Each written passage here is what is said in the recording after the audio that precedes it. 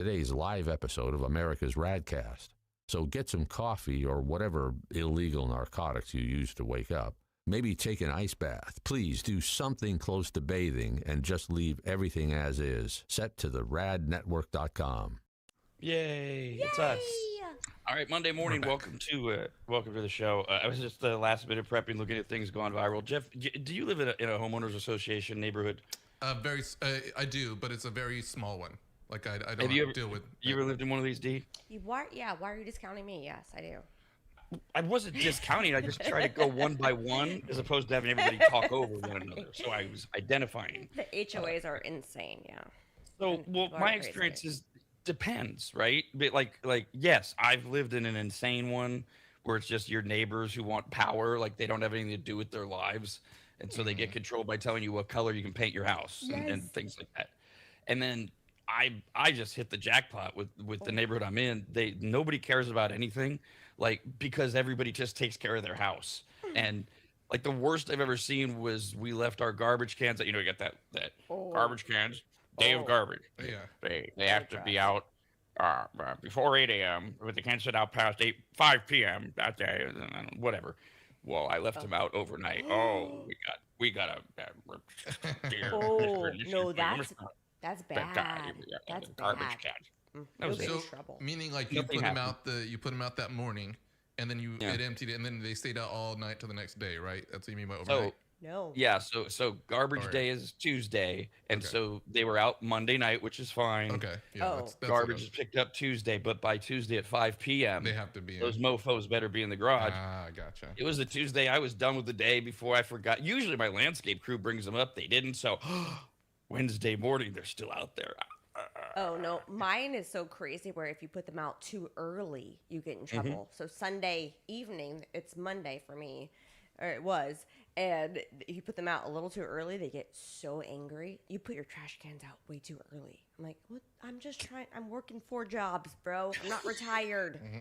Like, what the heck? Oh, that's the worst too. When you're in the community with a bunch of retired people, and that's all they have to do. Is just to like be like, what time did those trash cans come Yeah, in? like you put your trash cans out at 9:01 on Sunday before you went to work or whatever. I'm like, what the heck? Why is that bad? What I have found is a lot of them too.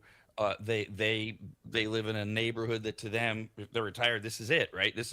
They worked hard, and then here come people younger than them. Like, what are these young people doing? I had to work for my whole life to be in this. I'm going to have perfect neighborhood kind of thing. And they think we don't care about us. And it's like, dude, it's a garbage can for like 3 extra hours. Okay, settle down. Go take a nap. How about that? Yeah, I take promise. a nap. Go play some golf. Some of my favorite videos that I don't watch too much online, but like my favorite ones in my like YouTube videos or shorts is like when the crazy HOA people get like, told off by someone, or like these crazy people move into these really strict HOAs and they don't care. Dear Lord, it's bad. It really is. It's awful.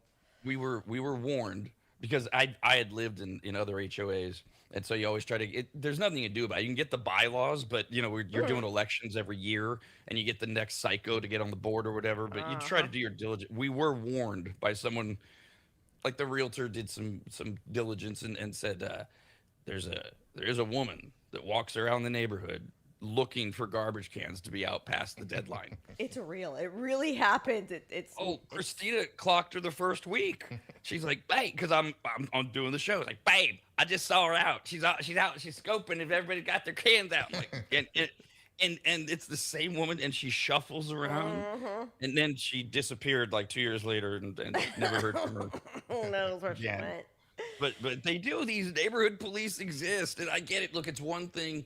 You live in a decent neighborhood, but everybody's neyborhood, you want it to be nice. We all want to live in nice areas. And then you got that one jerk who doesn't mow his lawn. And this is where it all started, isn't it? The feet high or it's dead. And so he came up with this idea of everybody else is keeping their neighborhood up. Why can't you? And it's just empowered all this stupidity over things that you can't. I tried to go to the meetings. It didn't work. Oh, I was like, yeah, it's a Tuesday wasted. They're all Tuesday at 1:30. We're gonna have a meeting. I'm like, okay, I'm not going to that HOA meeting. I'll read the email summary. Why do you think they schedule them on a Tuesday afternoon at 1:30, right? Because we all have jobs. We're working, except for these 6. I think HOAs exist so older people can sit around and drink white wine. Yes. And somehow charge us for it. I think it's in our isn't it in our dues? No, they're BYOB. No, they are rough where I live. Yeah, it depends. I mean, I would think like some of these people, like their HOAs give them so much power, even overstepping a lot of the time the laws, and they get away with it because people don't want to like have trouble in their neighborhood. So they're like, I've heard of like people who can't leave their garage door open for more than like X amount of time, and obviously like you can't paint certain things. You can't have, things, you can't have a garden out front. If beyond. Yeah. So that to me would be really restricting, where I wouldn't want to live somewhere that I kind of had those kind of. And the idea too, that you're surrounded by people that care enough to care about it, right? If it's one person or if it's one ninny who's just a pain in the ass, when you find out, no, this is how the neighborhood is, it's like, oh my God. I read the whole 200-page document so I could know what article to cite whenever they come for me, because I want to have where I used to live is crazy. I loved the back and forth. This goes way back. We're going 20 plus years of so right after 9/11. I'm doing this from memory, so bear with me. But George W. Bush, he passed something like the Protect the Flag Act or something like that. And the design of it was that you can fly the American flag wherever you want in public. Just protect the flag. It wasn't an anti-burn the flag thing, but it was more of a you can't rip down the flag thing. Okay, because post 9/11 and around Islamophobia, should we be in Iraq? Blah blah blah. There's your history lesson. So it ultimately gets its way to an HOA. I want to say it was in Florida, but I don't remember, says to a resident, you can't take down your flag, because they had passed a policy in this neighborhood, no flags. Not no American flags, just no flags. They just said, they took this is how we used to do it in our elementary school back in the olden days, no concert shirts. Not no offensive shirts, just no concert shirts. Like they would find, that's an example, they would find ways to blanket it. Just, we're not going to pick and choose. We're just going to say, in this homeowner association, no flags, no Islamophobia flags, no communist flags, no NASCAR flags, no flags. Zero. So these people, it's post 9/11, they put up their American flag. HOA comes along and says, we don't allow that. And of course, Fox News is there right away. They hate America. The Supreme Court says they can do that. They have every right to do that. These are private residences. They signed a form that says they're going to do what the HOA tells them to do, and you sign over your rights. That's why Costco can search you when you leave. You have signed over your rights by being a member and accepting we're going to search you under we're going to violate your Fourth Amendment rights because you said we could. Stuff drives me nuts. That's Jeff's point of how much we've empowered people, not only locally, but all the way on the federal level at times. Yep, you're protected to do whatever you want to do. But when you see them out there with their no pads, their little camera, and they always have old cameras, right? The old like cameras, not camera phones, like cameras. Oh yeah. We're gonna document this. There was a fox in the hole in the wall, and there was a turkey that got in here, and it's wild. Like, people are crazy. I'm just legit. These are real things. My neighbor got a nasty note years ago from the HOA because he had vols, those horrible mole-like things. Oh yeah. And he's like, I don't know. I've called. We're working on it. What do you want me to do? And then they just never follow up. So it's rough. It is. If you get a bad one, it's annoying. It's bad. It can be rough, and they can empower you. They can be empowered as far as if you don't pay your dues, getting liens on your house. It's awful for that kind of thing.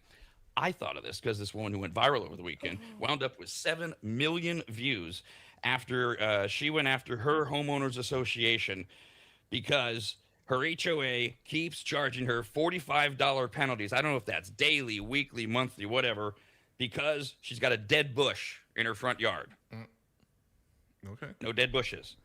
So she goes viral because she spray printed the dead bush green.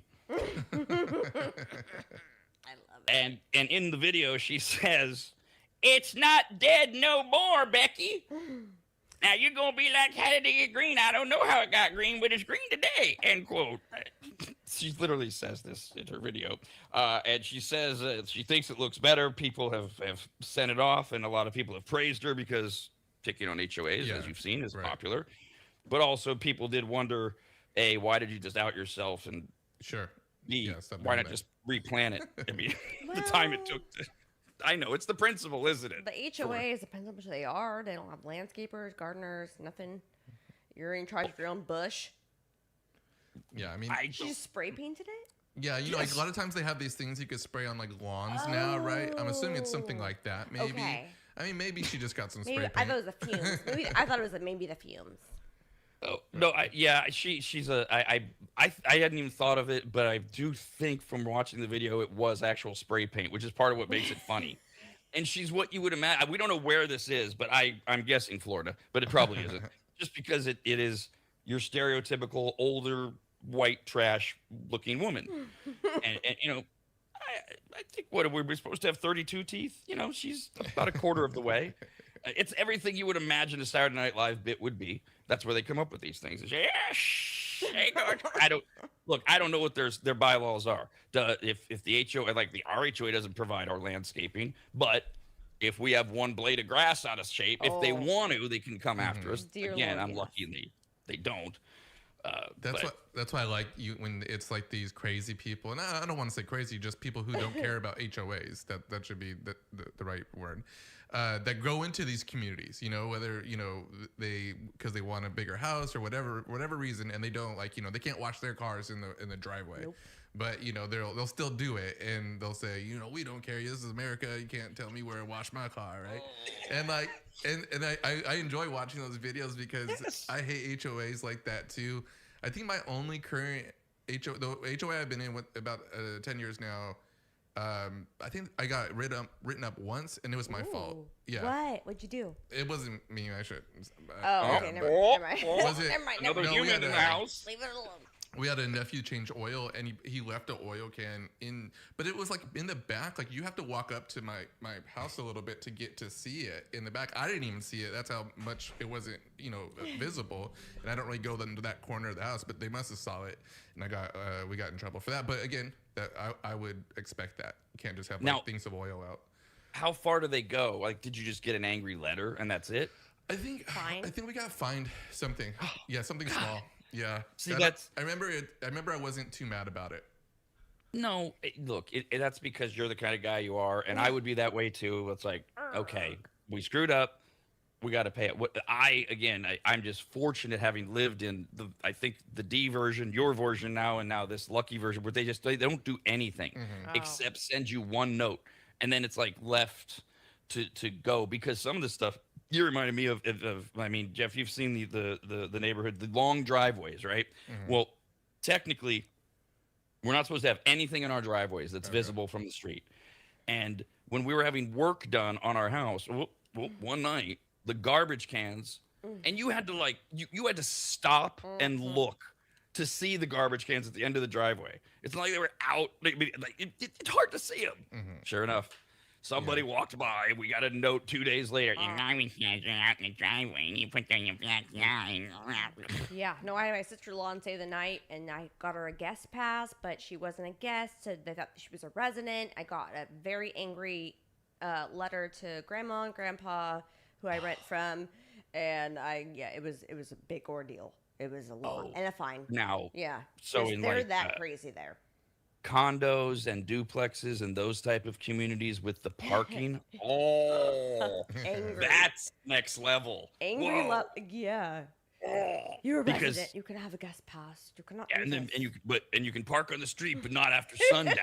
And you better have a pass if you're there after sundown. Past 2 and you a.m. have a pass. Like, my God. My sister-in-law, bro. Like, yeah, it's crazy. I'm over it. I have to send a text real quick. Oh, okay. Parent pile here. Oh, gotcha. Okay. All right. Hey, welcome to a new week. It's Monday morning. We got a parent pile now.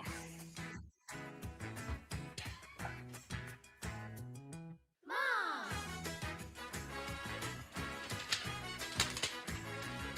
Dad!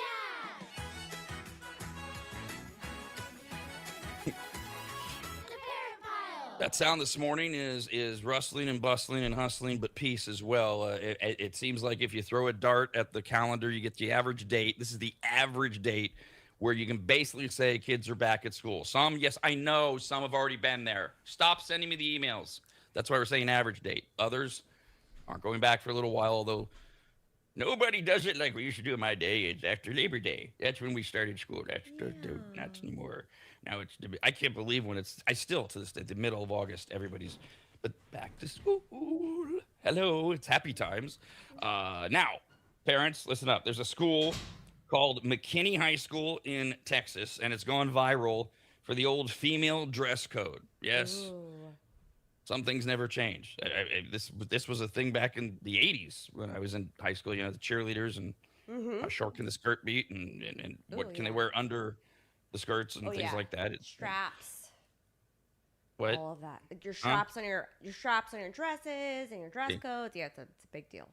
This is why I need you here to help me through this story, so to kind of define what these things are. So okay. The McKinney High School in Texas, their female dress code is about performers in the school band. Oh. And the goal was to determine what kinds of sports bras and shapewear would be permitted. And okay, so they required tight-fitting undergarments. That was like one baseline rule.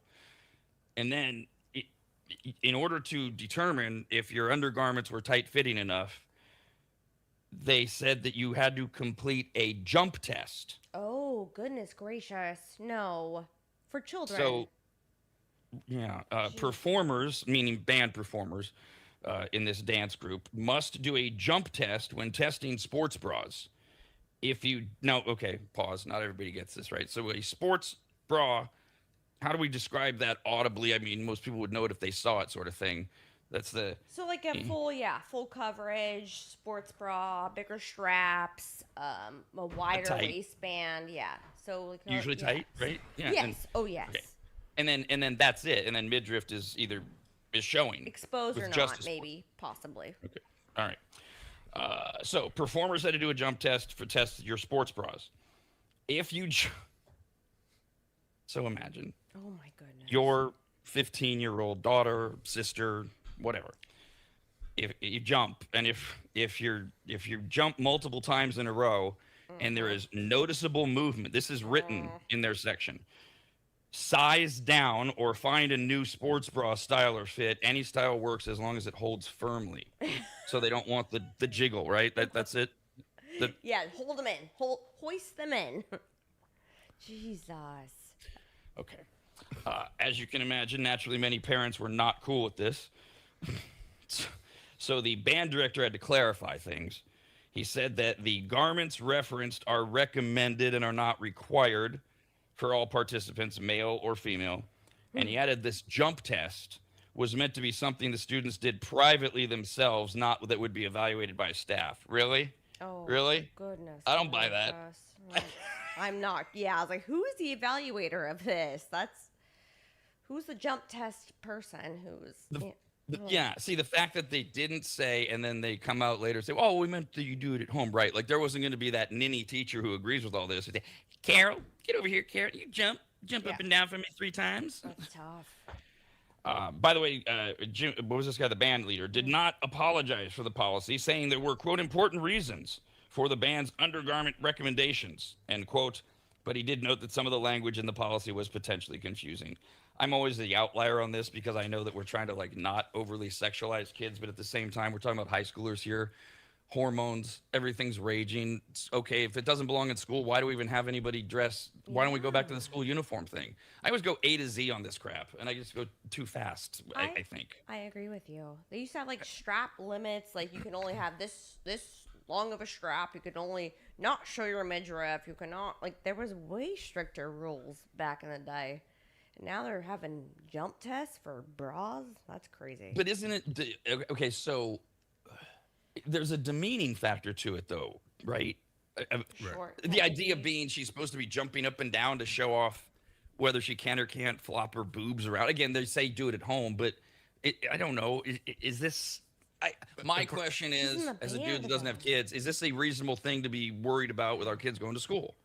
Well, I mean, I think that some girls develop it really fast, really, and a lot more than other people as well. So I think it does, I would say, make it very awkward for someone to go through a test like that. So I get it. Yeah, you're going to do it at home.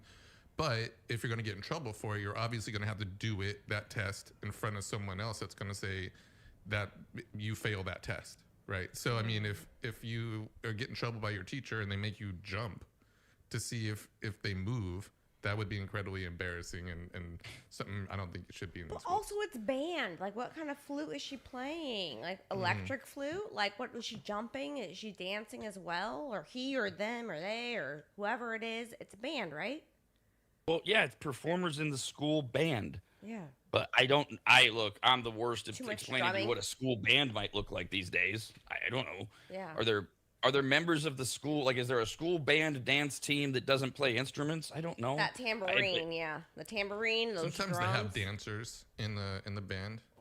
I saw drum. I saw Let me ask drum you this line. then. There's like Let me rephrase it this way. Does it matter baton. what they're doing? No. Is there something I'm missing that they might be doing that would make us go, oh, well, then the jump test, that's reasonable. Well, yeah. no. Might be. We could, Jeff, you bring up there are the girls, people, obviously, but in this case, we're talking about women. They develop faster and quicker. And our valedictorian, she was enormously like over naturally developed, and she would wear tight sweaters. And now, was that all she could get? Was she doing it on purpose? I don't know. This again, late 80s. Can't And it help was, it. we all noticed she would sit in the front row, of course, valedictorian, and she would lean back. And she doing it on purpose? I don't know. But everybody knew. We all talked about it. What do we do when somebody that's built like that wants to, there's like, They you can't can make be it in as band, tight I as you guess. want. You ain't gonna hide that she's got giant bazongas. Why are we punishing her? Right. Exactly. And that's kind of the example I was talking about as far as there's going to be some outliers that aren't going to fit in within, this sports bra is going to keep you this firm. And if you jump this high, it's going to keep you right there. Like, Yeah. it's just not, that's not going to fit. So, and for the people it doesn't, it's going to be embarrassing. Are we, I do not pretend to be a male feminist. I think that's lame. But I am curious, are we doing a bulge test on the dudes? Ooh, get it. Sorry. Like Oh, at not wrestling? kids, not children. No, I mean, Like, Point like, clarification. yeah, Good to a bulge clarification. test. But I mean, I'm just wondering, or is this that whole women are pure? They wouldn't look at it that way, so we don't have to worry about the girls, the guys. They can bulge up all they want, or however the hell we rationalize these stupid things. You can only do so much, like keep them in. I'm saying, just it's difficult. So I feel bad Yeah, for and them. I'm not suggesting that these outfits should be extraordinarily also provocative, but I think there used to be a middle ground somewhere. Right. But there's no middle grounds left in America anyways. So, all right, back to school time. Let's see how you guys do, because I have the answers in front of me. You can work as a team, because look, come on. It's an elementary school U.S. history quiz. Oh, great. Now, It's going to embarrass us Oh, now. I'm gonna, yeah. no, these are easy. You're going to be fine. Everybody play along at home. There's 10 questions. It's 5 points a question. But if you need multiple choice, you only get 2 points. So if you went multiple choice on all 10 of them, you can't pass, right? Because you can only get 20 and you have to 26 points to pass. I'm sure that all made sense if you're listening at home. So between the two of you, just figure out an answer. I'm not going to pitch you against one another yet. This is a team assignment. How many don't you Google? No Googling. No All right. Googles, just notepads. How many stripes are on the American flag? It's I have 13. no idea. So we have a no idea and a 13. Final answer Final answer. is what? 13. Is 13 because that was the only number said? Yeah. Very good. Yes. One. 13. Good job. Yeah, One- Jeff. Good job, D. Good job, Jeff. One for, the extra credit there, show your work, one for every of the original Colony. colonies. Jesus, I want to say counties. All right. What year did the Pilgrims arrive at Plymouth Oh, Rock? I'm going to mess this up. 1866. No. 1777. Some weird 76. number. That's when Declaration. So it would be a I lot have before no that. idea. I just don't know it. And so I- it'd be like I don't like pilgrims or settlers. 1620. I'm Native 1645. American. Let's say 1645. 1645? No, multiple choice. Let's minus the point. Take multiple choice. Okay, want to do more? Yes, Okay. yes. All right, good Yeah? strategy, dude. Okay. What year did the Pilgrims arrive at Plymouth Rock? Your choices are 1607, 1620, 1621, or 1645. That helped me another. I think it's the 45 though. I'm gonna go 21. You wanna go 45? It's up to you. I'll let you take this. No, one. no. Oh, You no? pick. You pick. I have literally nothing. I don't like pilgrims or I'm gonna settlers, say so- 1645. Okay. 1645. No. Dang it. Ah! 1620 is when they. Oh, we're both right. wrong. Okay, so negative. Now, so let's see a little bit to unpack there. So, So D, at first you had this was an interesting way that it developed. At first you had the Pilgrims arriving the year after the Civil War ended, 1866. And then you started shouting out of their famous dates, and then you said, I don't like pilgrims, I don't like settlers, and you got out of the whole conversation. Did I hear you say that you're a Native American as well? I'm Mexican. I'm a yes. You're a Mexican Native American? Is that kind of what it is? Yes. Okay. I whenever it comes to pilgrims, I love Thanksgiving, but I don't like the premise of it. So I get kind of just tune it out. I think I heard you say you're anti-settler as well. I just right. That was a bold statement, and I'm a little rough this Monday. So she's just saying whatever comes out. I'm just feeling I was feeling a little intense about that currently. But. No problem. That's why we like to work these things out here. All right, so we got all right, you only got 5 points. Here we go. Next one. Okay. Remember, you need 26 to get a D minus. Oh, great. Yeah. What was the first permanent English settlement in America? Jamestown. Go for it. I'll say Jamestown. So basically, this is going to be Jeff answering for all the questions. No, I'm gonna do multiple choice. Yes. Jamestown is correct. Yeah, he's smarter than I am about this stuff. My big fat middle finger got in the way there. All right, that is correct. Jamestown. All right. Who was president during the Civil War? So we have Abraham Lincoln. Yeah, so Lincoln. Yeah. Very good.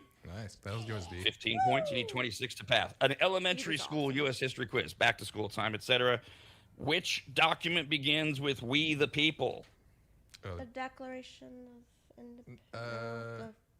Yeah, we the people. We the people. Like Constitution. That's what I say. The Constitution. Yeah. Yeah. Yeah. Yeah. No. No. Want to go multiple choice? No, because they're both going to be on there. Good call. Yeah. This more perfect union. We the people. Of this more perfect union. Of the United States.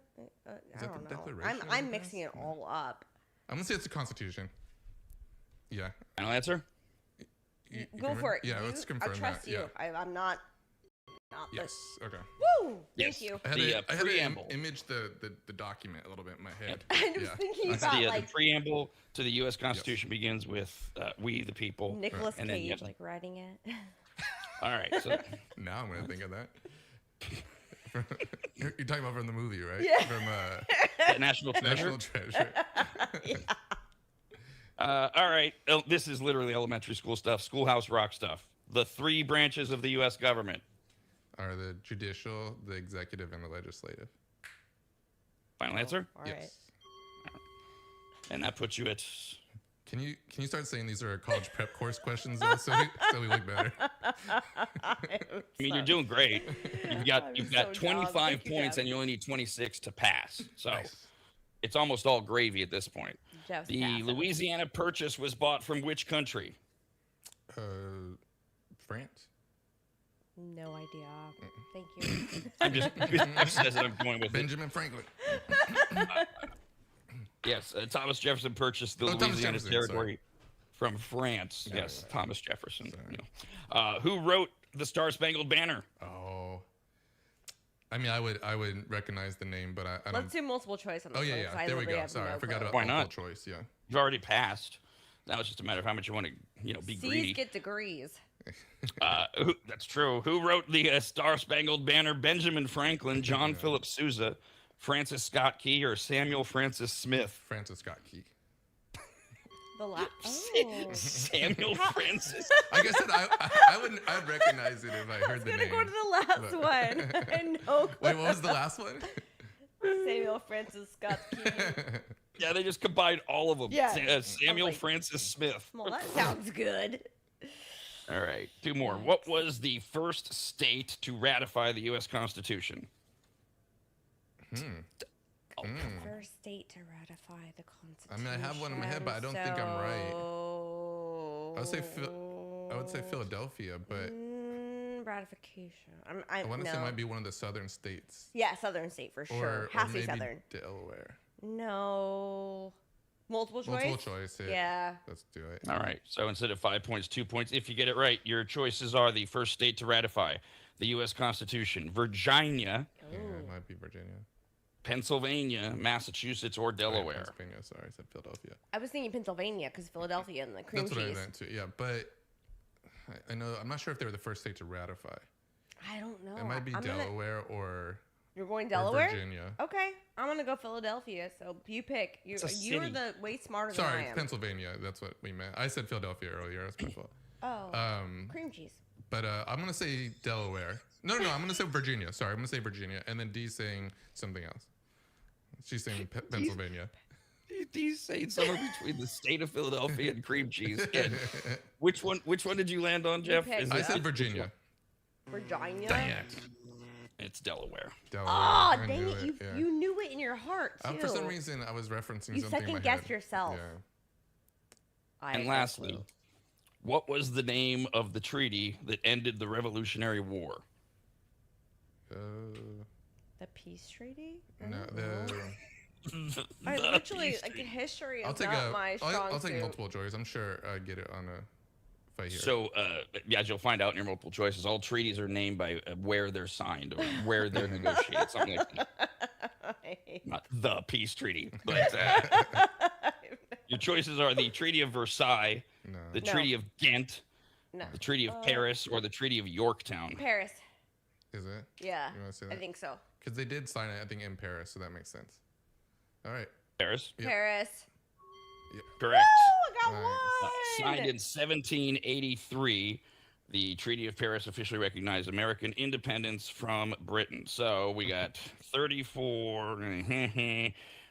Carry the 4 with my calculator on my phone. All right, not bad. 68%. Thank you, Oh, Jeff. dang Solid it. D plus. Didn't even get a C, though. I know. Alright. My history professor was at ARC. That Was Delaware so one. awful. Yeah, no. I was like, he's like, you are not. I'm like, I get it. You're blaming your professor? No, I'm saying I'm not strong suited in history and science and mathematics. Everything else I'm amazing at. But are you not suited at those because of your professor? No, he was really mean. He's a really mean man. Oh no! Because you were bad at it too. He just reinforced it. Yeah, he was like, here's a C minus. I'm lucky I'm not giving you a D. I was like, oh God. I think I've had those conversations I with have, teachers but I throughout had my an time too. educational Like, scholarship. you're lucky you're not getting a D. You're C minus.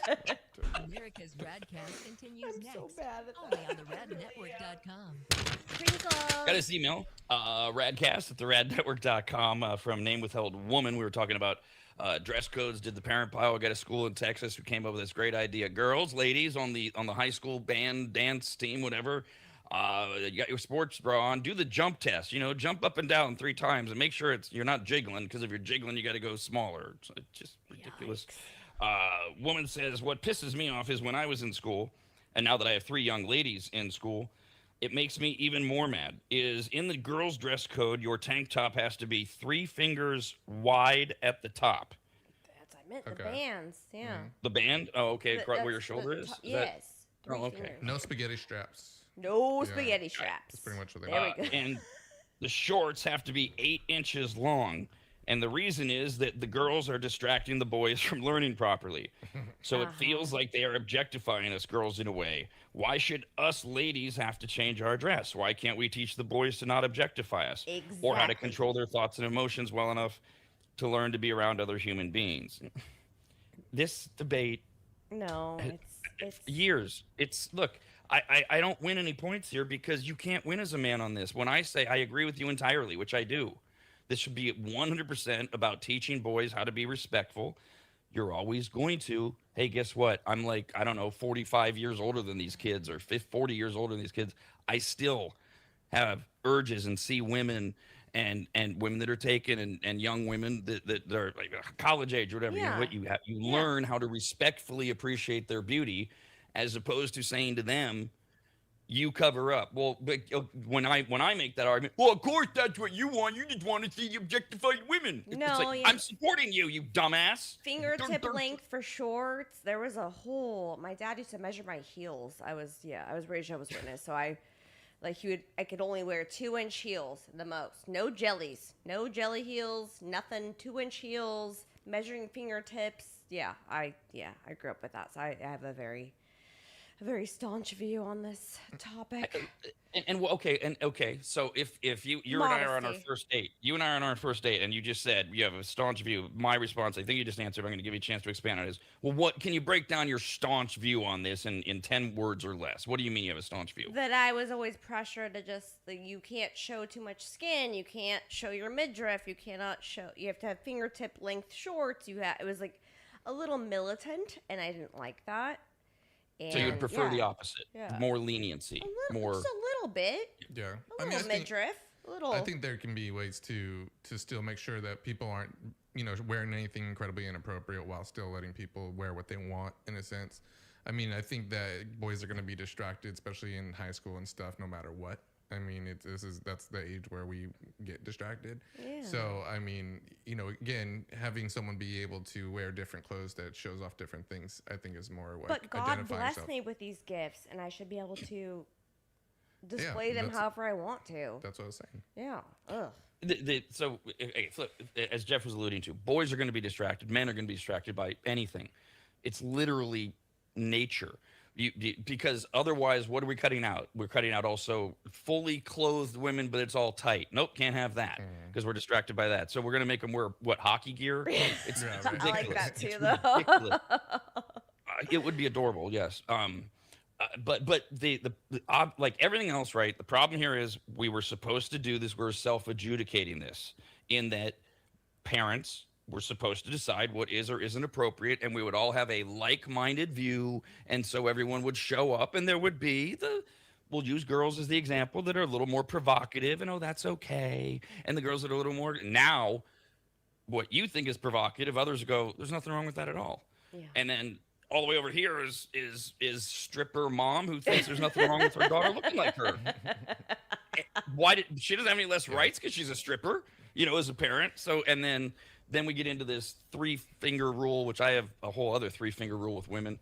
And you got your length, your shorts, and it's just, I don't know the answer because I don't think there are many left in this society. Yeah, I shopped at Petite Sophisticate as a child. As a Ann Taylor, Petite Sophisticate, those were my go-tos. So I was very modest. Like Amish kind of thing? Almost, yeah. Bit, okay. Yeah, like long skirts. Yeah, a proper blouse. I was door knocking, so I had to be professional. Yeah. Oh, that's right. Yes, Jehovah's Witness. Yeah. Gotcha. Different door knocking than a lot of people were thinking. This is actually a fun lead in, a much more lighthearted lead into another thing that went viral. I always love listening to the older generations as they look at the younger generations. I'm on my 4th time around or something with this. These kids today, and it's the same. It's literally the same. And the younger generations are literally the same. The younger generations, we're taking over. We're smart. We're the ones that are energetic. And by the way, they're right in a lot of ways because the older generation is saying, they're going, well, that's cute, but there's a lot you haven't learned. And if it's a perfect society, we'll help you along the way, but slow your roll a little bit. And then you grandpa, okay. So this is a good part of social media, I think, when you open up a forum kind of thing about things younger people do that confuse older people. And older people is defined by you are older than whoever you're criticizing. Sure. So they have 30-year-olds in here who are bitching about teenagers. Right. So when you hear older people, you might have a vision in your head, but it's like, no, it could be 40-year-olds who don't understand 20-year-olds, etc. What I love about it, though, is they write it in their own words. And it's right out of Clint Eastwood's mouth. Get off my lawn. Yeah. So, some of them. Some are actually pretty good. Some, it's like, oh, my God. And we're talking about fashion. And we never understand how the other generations dress, do we? So here's some that went viral. Things that younger people do confusing older people. Why are they all dressed like they got their outfits out of the Lost and Found? Why are you wearing a granny sweater with a bucket hat and a skirt? Did you get dressed by rolling dice? Oh my God. Oh. I agree. Okay. I do this. No, I think it's common, especially in the younger generation of how they dress or how they wear. I mean, I think what someone told me that Gen Z will spend like $40 on a sushi roll, but not $10 on a shirt.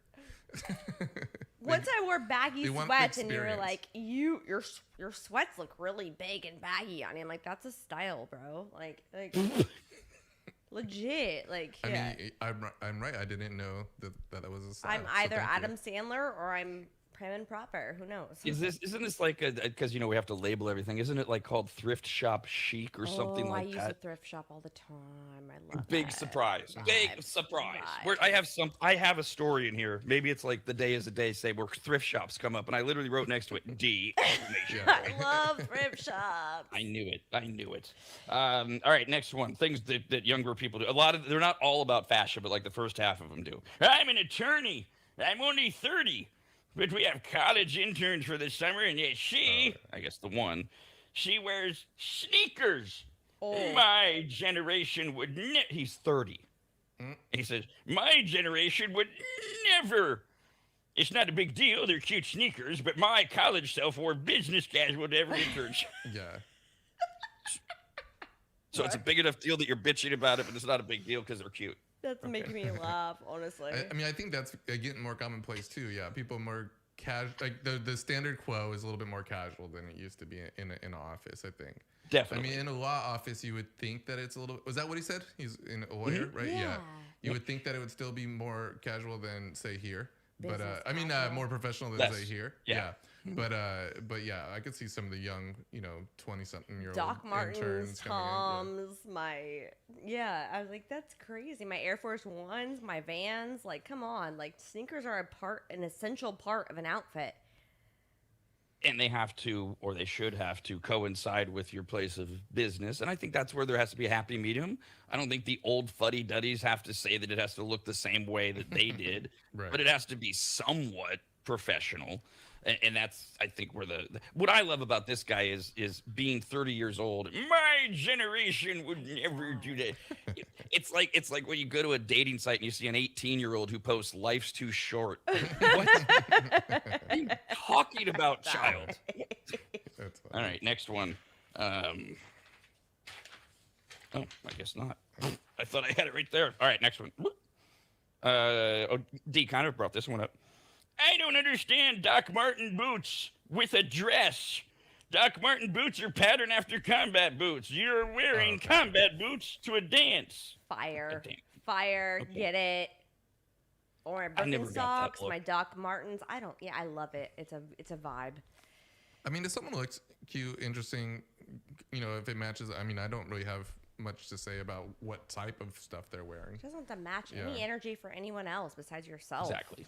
This is the second cycle of these Doc Martens for me, anyways. The mid late 90s exploded. Everybody, men and women, and now they're primarily back to women. And it's like exactly. Look, first of all, you're not dressing for me. I hope dressing for yourself. I look at it and I go, well, I don't get it, but okay, looks good. Cool. I'll You take them know, off yeah, it later. works. Yeah. Who Let's cares? go. All right, this one okay.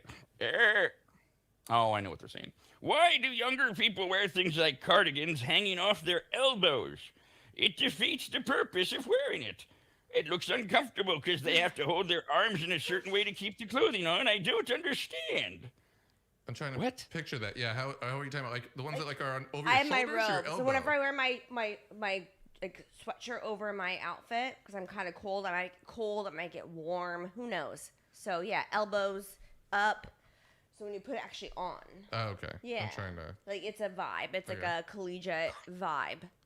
Okay. Okay. Well, Yeah. It really I either is. haven't noticed or haven't seen it. Okay. It's not winter yet. It's not fall. You like that one. That was a good love one. it. Okay. Next one, things that younger people do that confuse older people. I'm confused by platform shoes, where the base of the sole is wider than the top. I had a couple of pairs of platforms in the early aughts, but the width was pretty uniform. The style these days honestly looks like animal hooves. I mean, I get what he's saying. Is this true? Is this how platform shoes are looking? Like I they don't come wear out heels very and often. in, like a hoof. Yeah, they Like are. a They hoof? look. They are a hoof or a hoof. A hoof. Hoof? A hoof. Sorry. I was trying to use Plat- it in Rob's old man voice, but See, well, it comes naturally to A me. hoof. Yeah. I'm in the 50 to 70 age demographic, That's as true. Jeff reported earlier this week or last week.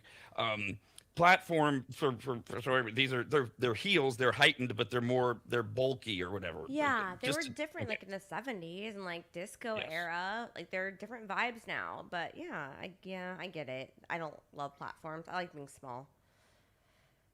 So, I don't understand wearing a long T-shirt that you tuck into your pants, but only enough to display your zipper belt buckle.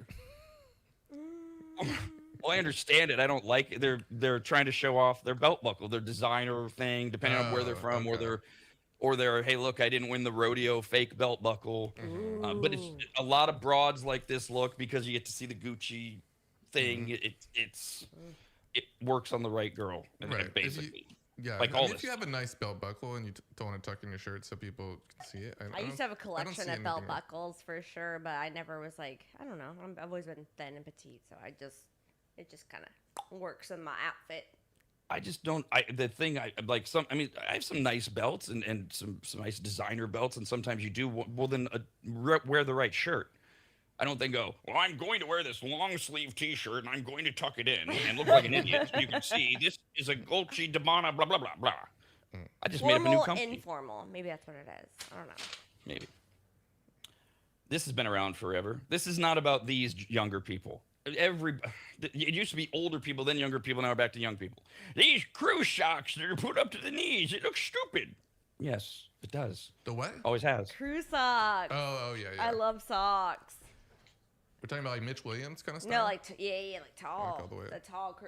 Yeah, get it. But not on dudes, right? Hot vibes. No. Yeah. No. You're a You're fired. cholo. Yeah, no. I'm into it. Like yeah. Oh, this It's is a that. Oh, this is that old person I hate. This is somebody in my generation, or even God forbid older. Everything is a crop top. It's done. Let it die. Well, how about you die? What? Get that crop top. I'm 40. I wear crop tops. I don't care. What? Who cares? No one should care. Well, most should care about most of this, I guess. Next one. I don't understand young women wearing oversized, baggy shirts that are so big you can't tell if there are shorts on underneath in public. That is, I see that a lot pretty often, but again, it doesn't bother me. I love Yeah. it. I'm either Adam Sandler or I'm prim and proper. Yeah, it's a vibe. It's so comfortable. You just want to just be wearing just comfy cozies. I'm assuming they have shorts underneath. I don't. Well, usually I definitely wear shorts underneath or a skirt or something. But yeah, it's awesome. Here's another one that's been around. What is this? The third time we've had to go through this, bitch. Ripped jeans. Oh, okay. Oh my god. This started what in the '90s? Maybe, or did they have a run before that? Jeans that cost an enormous amount of money. I mean, the really big holes that leave you feeling the breeze. Why don't you just rip some old jeans you already have, or buy a regular pair and some scissors? Yeah, I some used to people- get sandpaper and do my own distressed jeans when it was very popular. So Nice. no, it's a vibe. No. Yeah, I mean, I don't care if you make them or buy them. Who cares? You're ripped jeans. Get my own sandpaper. Those are the bitches that I do wonder what's really behind it. What are you mad at? Because that's what Right. the fashion is. I don't just shut up. They've got holes in their jeans. Yeah, and it's been out for a while now, where I think it's been pretty commonplace. I mean, where grandfathers go and give like $20 to their granddaughter and say, if you can't afford jeans without holes, I'll pay for them. $25? What?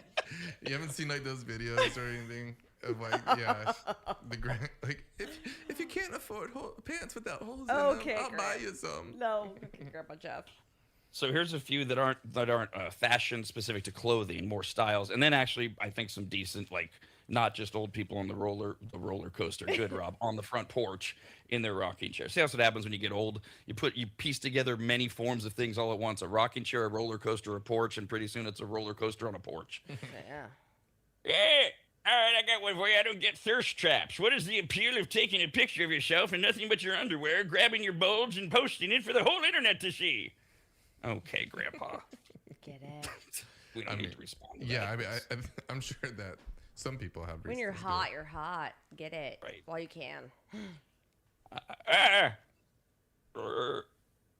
don't understand why women have a strand of hair on each side of their face when the rest of their hair is pulled back. It looks like the strands came loose, but it's on purpose. Oh my god, I get made fun of for my little hairs, but yeah. Not at work though. It's not safety. It's not safety protocol for restaurants, so I cannot have my hair down in the face. So I thought you were talking about here. I'm like, who cares? Oh no. I make her put it up. Yeah. So, put your hair up. Get that one strand. Where's your Get that one hairnet? strand. Where's your hairnet, D? Get the scissors. I'm confused by shoving as many piercings as possible into one area, Get it? especially the ears or mouth. It looks incredibly uncomfortable and ugly. Plus, I can't imagine it being worth all the healing time you would need. Well, that's not for you to judge, you dork, but you probably don't need, I don't know, what's the limit? know. My sister got More one of than those like 6? nose piercings. I don't like it, but it's so cute on her. They call it, I think, a septum piercing. Yeah. It looks so cute. I used to have a lip piercing. That was a big vibe for me. But I never had like a tongue or eyebrow. Jeff, any piercings? Nope. No? Piercings. Okay. Yeah. No tattoos, no piercings. No, I got this cut on my arm. I got a Woo! scrape though. Yeah. Yeah. I was a Get witness it. to Do that. you. I was a Yeah. witness to that cut, although we don't know how it occurred. We still It don't actually, figure. Yeah. out of nowhere, Jeff's here at Williams Manor over the weekend, and suddenly he's like, I'm bleeding. And I wanted to, did Sarge jump on you? And he's like, no, Well, it wasn't Sarge. I'm like, Yeah, we were playing, but it wasn't him. We weren't playing in a way that, and then I couldn't get like my whole forearm into his mouth. It's like way up here. So like I knew it wasn't him, but I felt like I noticed it after we were playing. I think I just cut it on like a little one of those amps or something, those little corners. so yeah, so no piercings for. See, I don't mind. What I like about this take by this person isn't just the piercings, but why are we shoving as many as possible into one area? Okay, look, you want to do the nose, the septum piercing, lip piercing, tongue piercing, Belly button. ear piercing, fine. I mean, whatever. Like, why do we need 7 of them in the nose? I guess is what he's saying. I don't know. It's whatever. It is cute. Again, you either pull it off or you don't. Exactly. I already did that one. Wait, there it is. There. I don't. What the hell is it? I don't understand fake eyelashes that make the wearer look like they're being attacked by a spider. Nah, they can overdo it. But, yeah, I mean, a lot of women wear fake eyelashes now, and I think that the worst thing about them, worst thing about them is that sometimes they do fall off. So you have to worry about you having one eyelash on your head or no eyelashes on your head if they fall off. They are. I call them my little flutters. Yeah, that's to me would be more. That's why I wouldn't wear. I have naturally long eyelashes. So. Oh, yeah, no, you have beautiful eyelashes. Honestly, you have great eyelashes. But I'm not wearing mine today, and when I don't wear mine, people are like, "Where are your eyelashes? You wear them every day." I'm like, gosh, dang it! I set this standard. Now I have to wear them every day. Put the glue on. Hurt my eyes. I have allergies. I was like, yeah. So today is a no eyelash day, but they flutter off into the wind. I also have learned the difficult way how easy those things are to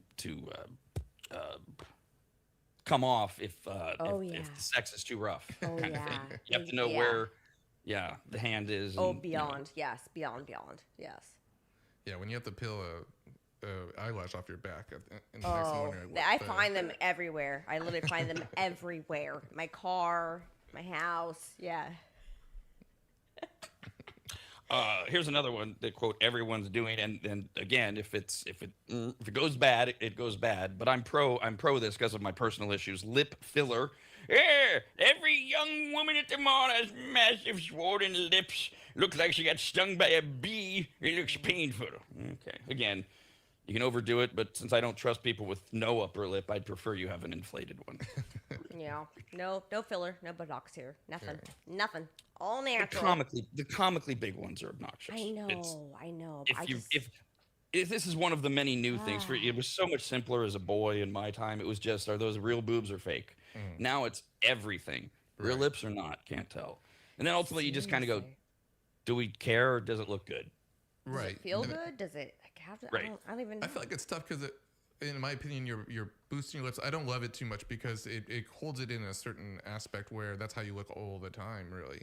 And so even when you're not smiling or even when you have a blank face, your lips still look exactly the same as if you did or you didn't. I'm naturally pouty, so my lips just. In so many ways. She works at her pouty lips out, I guess. Now, of course, this is totally me injecting myself into the story. These were the ones where I went, okay, this isn't just old person bitching, meaning I obviously have some type of a little bit of agreement with these that I highlighted. A lot of younger men wear underwear under their swim trunks. Why? I No, I guess they haven't want done that. extra protection. Get it? Like whatever. From what? I don't That's know. what the From the swimsuit's water for a. It comes lined. Yeah, it usually has a little lining in but it. the liner, yeah, I'm saying most people cut them out and they wear underwear underneath it because it's more comfortable. Most people. Most younger men. Oh. Just saying. God. I've It done is getting research. I've done so much harder to not be that guy who bitches about younger men. Oh my God, if this is why? Why? So okay, wait. The theory is what? They're scared of the chlorine? No, If the they're in- liners are uncomfortable. Like they if you're packing, they're not comfortable. You want to wear your own comfortable underwear. Oh my That's what God. I've heard. Oh. Yep. I mean, for me, like to me, it's always been just it's a lot more free. You know, it's Yes. really thin Oh. underwear. It's usually it's cotton or something. It's gonna weigh you down a little bit, so it's not, it's like swimming with a t-shirt on. It's gonna be really heavy, right? It's like gonna be like super like heavy. What do you swim in, Jeff? I I'm- thought you swim a lot. Yeah, You wear Swim just in, your like, trunks. Trunks? Okay. Yeah. Okay. it has a lining in it. Okay. Yeah, Yeah, I just don't know. I bought like 10 of them at like Costco. Like a bunch of like they're all the same. I loved it. That's They're like so the same. Jeff. They're the same. They're all the same. It's just you just picture his closet if he even has one. And it's the same shirt. When I There's like two different kinds of shirts: dress shirts and short shirts. Or whatever. It's like all the same color because he doesn't know he's colorblind. I really do. I need a better answer though as to why they're doing this because I want to know. Come on, guys, why are you Are they afraid of scared of getting something? pantsed? What? Maybe Well, yeah. because like you're is that why? Because Maybe. young boys do that. But he's not saying young. I'm saying like I'm talking like 21 to 30. Yeah. I mean, Like the I'm way this saying, I'm person not talking says about it, young children. Like I'm saying. this person says a lot of younger men, so Oh, we gotcha. presume Okay. Men. that hopefully they're past all that weird because that does happen. Jeff's right, the high school gym thing and Yeah. all that. But eventually, I don't. Yeah, maybe they just want to show off their name brand underwear. Maybe. Yeah. If they buy Calvin Kleins and yeah, they're expensive. But they're wearing it under their swimsuit. Yeah. What? Yeah, double swim protection. See, I gotta know. I gotta know. I don't know. Wait, did I do the other one there? Yes. Okay, next one. I totally do not understand why younger guys are wearing dress pants that are way too short and then they don't wear socks. Look, Is this I the hate the style look. too? Weird, yeah. It it's is a the style. style. I Okay. see it all the time. And it's not just the younger dudes, the guys on TV are picking it up, and it looks so awful to me. But what do I care? I don't I want to haven't see thought- your ankles. See, I can't find a woman that'll tell me that they like it, I and you're the don't. latest. So I don't know. I don't want to see your ankles. No, thank you, sir. Is that like Put some nice socks maybe if you're on. on the dates on like a boat, maybe? Like, Sure. Even like if you're a if you're boat wearing with yacht boat shoes and you're on a yeah. boat, yeah, maybe. that. But But when you're on the Tonight Show, or, Yeah. or Tom which I know that's not Holland, a relatable thing, but that's where you see this all the time. It's like, dude, that means that's how you're going out on dinner dates. Look, do whatever you want. I just cover don't your get it. ankles, sirs. Please. If I have to cover my straps, cover your ankles.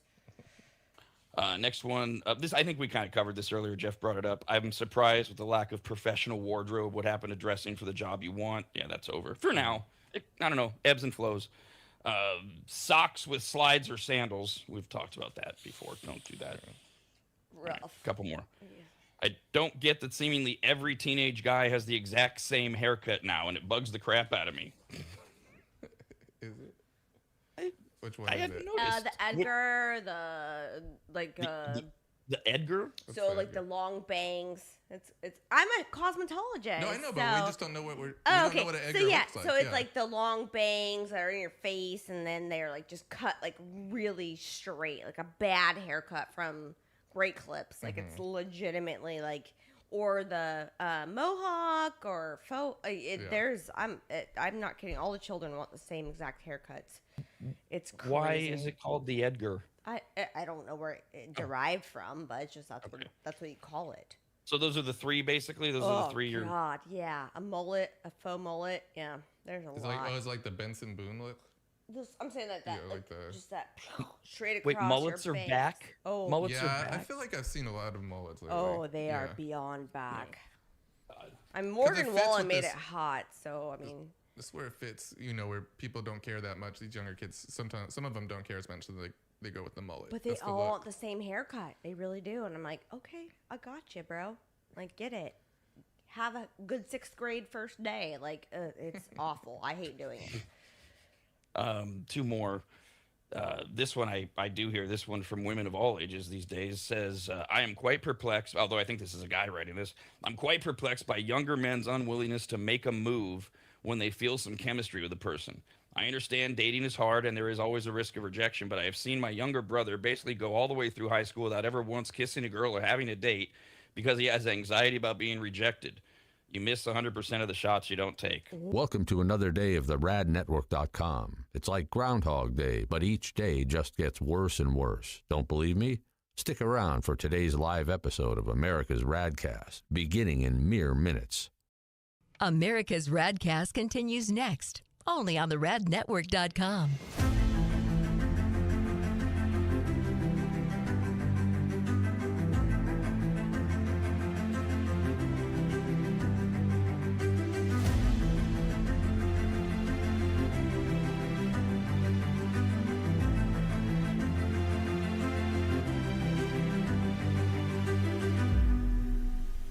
It's that time of the year again, spring cleaning time. Much like New Year's resolutions, spring cleaning is something we swear we're going to get to and then we never follow through on. And one of the reasons is how overwhelming it can be. You start to clean up, and then pretty soon you realize you have way more trash than you can just throw into your bins and put at the curb for the garbage company. You have enough junk that you need to make a half dozen trips to the dump, and then you go, oh, we don't even own a truck. Nor do you have the time or the energy, so you just say screw it again and no spring cleaning. So this year, call my man Corey from QuickDumpsters.com. Quick is spelled wrong on purpose. It makes him stand out. Plus, it makes you think of chocolate milk. QUIK Dumpsters.com. Quick Dumpsters, QUIK Dumpsters.com is their website. Corey and his team came to my house recently, hauled away dozens of boxes filled with just stone-cold trash, unusable and worthless old vacuum cleaners, appliances that couldn't be fixed, and just random crap from around the house. QuickDumpsters.com. Quick is QUIK. We're in and out of my place in less than 30 minutes. They checked in with me multiple times to make sure they were taking the right stuff. They were friendly, kind, professional, and finished off the job by making the house cleaner than when they started. And this may be the best part. Quotes are free, and you don't even have to have them over to your house where you get the little sales pitch and all that. Just send them some pics or videos. You get your price, schedule your day and time, and you watch someone else get that junk out of your house. Basically, you have no excuses other than your own laziness. Go to QuickDumpsters.com. That's QUIK. Dumpsters. QuickDumpsters.com. Quick. QUIK Dumpsters.com.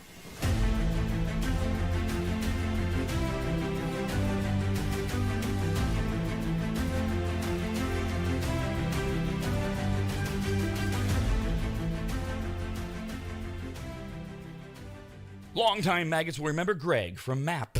MAP, as in Maximum Athletic Performance, which guides you to better output through better ingredients, also known as nutrition. Greg has been on the RAD Show many times and will be again, as he simplifies nutrition and helps us all understand what actually works when it comes to fueling our bodies, almost all of which can be found at maptrition.com. Every product is formulated with clinical precision and backed by science and purpose, and maptrition.com has something for every fitness level, even those of us who barely have a fitness level. With nearly 20 years as a nutritionist and a specialization in sports nutrition, Greg works with athletes and everyday individuals to optimize performance, energy, and overall health through smarter fueling strategies, all of which starts at maptrition.com. At the very least, we should all be taking daily multivitamins, and Greg has his formulated for exactly what a man or woman's body needs. Protein is in, but maybe instead of getting yours from mac and cheese with extra protein, you get it from maptrition.com. And of course, all things workout, training, and exercise are available as well. From pre-workout to creatine and other muscle builders to recovery supplements and more, all at maptrition.com. From morning breakfast essentials to post-workout recovery and everything in between, maptrition.com's full range of supplements, proteins, and wellness products are built to power your journey from start to finish. Check out all the products and find what's right for you and order it shipped to you all at maptrition.com. That's maptrition.com.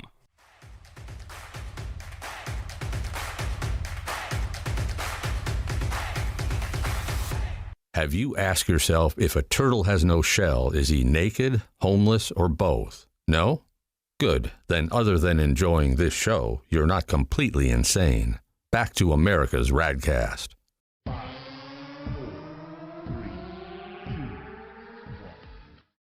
Good morning.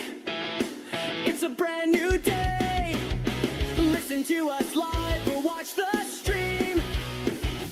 Morning radio vibes, Rad's got exactly what you need. Every morning, Rad is here, all for you, year after year. We are the RAD Cast. Come enjoy your morning at last. Good morning. This is the RAD Cast. I swear, just that jingle feature makes me feel like my childhood dream of being on a sitcom has come true. like It's it. like the 70s sitcoms that came back in the 90s, and now we have no more sitcom jingles. Oh, But it feels like I'm on Growing Pains or one of Right. those Yes. 80s shows. That's It definitely what I does. was going for. Like I had like Saved by the Bell in my head. So Yes. when I was Yes. kind of thinking of the format and stuff. So Back when things I were didn't think about it lighter. at first. I didn't like it at first, and now I love it. Oh, oh. I legitimately love it. No, I was like, no, I'm not a fan, and I'm like, no, I love it. No, I'm not a fan. well, I And just you're noticed not it. usually, you're not usually a negative person, D. You're usually more optimistic. It's odd. I try my best, honestly. Every day, I try my best. Yeah. No, when we first created a while back, I was, I just had it like, on my drive, my Google Drive, I think, while I was sharing it with you guys. And then I just noticed that I kept on playing it like in my car because it was like catchy. And I was like, that's not like me at all. Like I was like, I want to hear this again. And then I was like, oh, other people should think that too, I guess.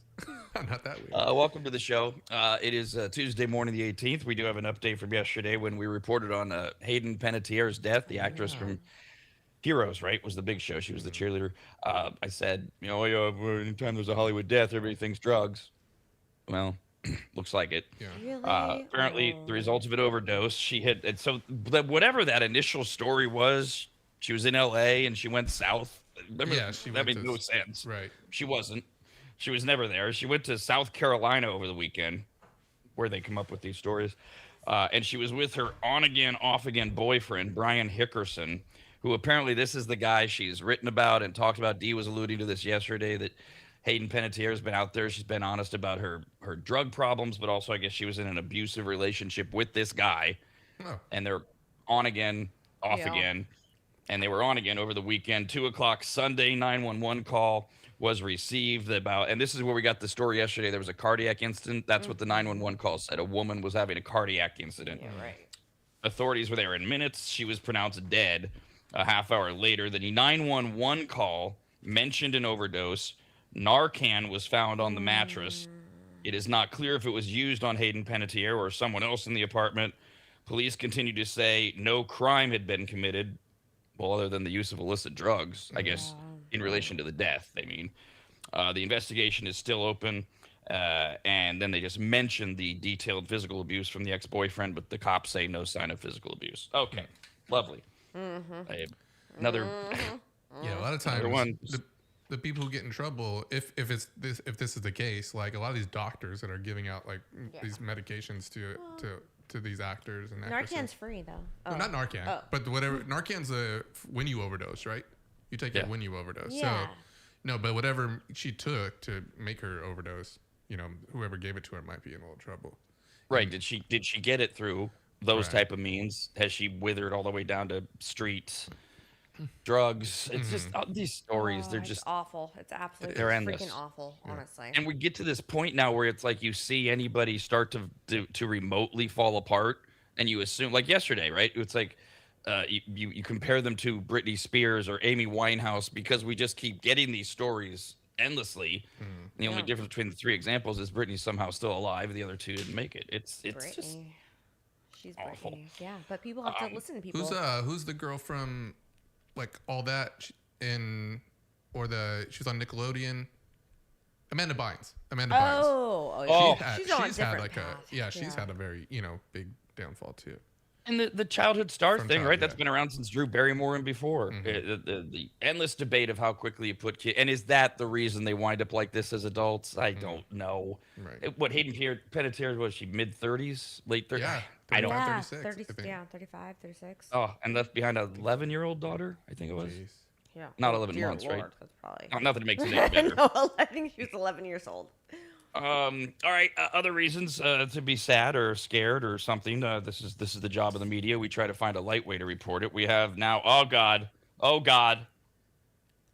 People are dying. Others are getting sick with a deadly lung disease after working on trendy quartz countertops. Oh. Yes. These patients were diagnosed with something called silicosis or black lung. Oh, the It's black lung. yes. It's an incurable lung disease that leaves patients struggling to breathe and at higher risk of infection. Now, quartz countertops, these are wildly popular. They look like marble, but they're not. Yeah. Because they're cheaper. They're not. They look great. They're not marble.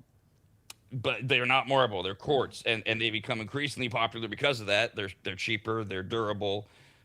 They're not stone. They're not marble, etc. But when they're cut into their final form, they release silica dust, which can be breathed in by workers.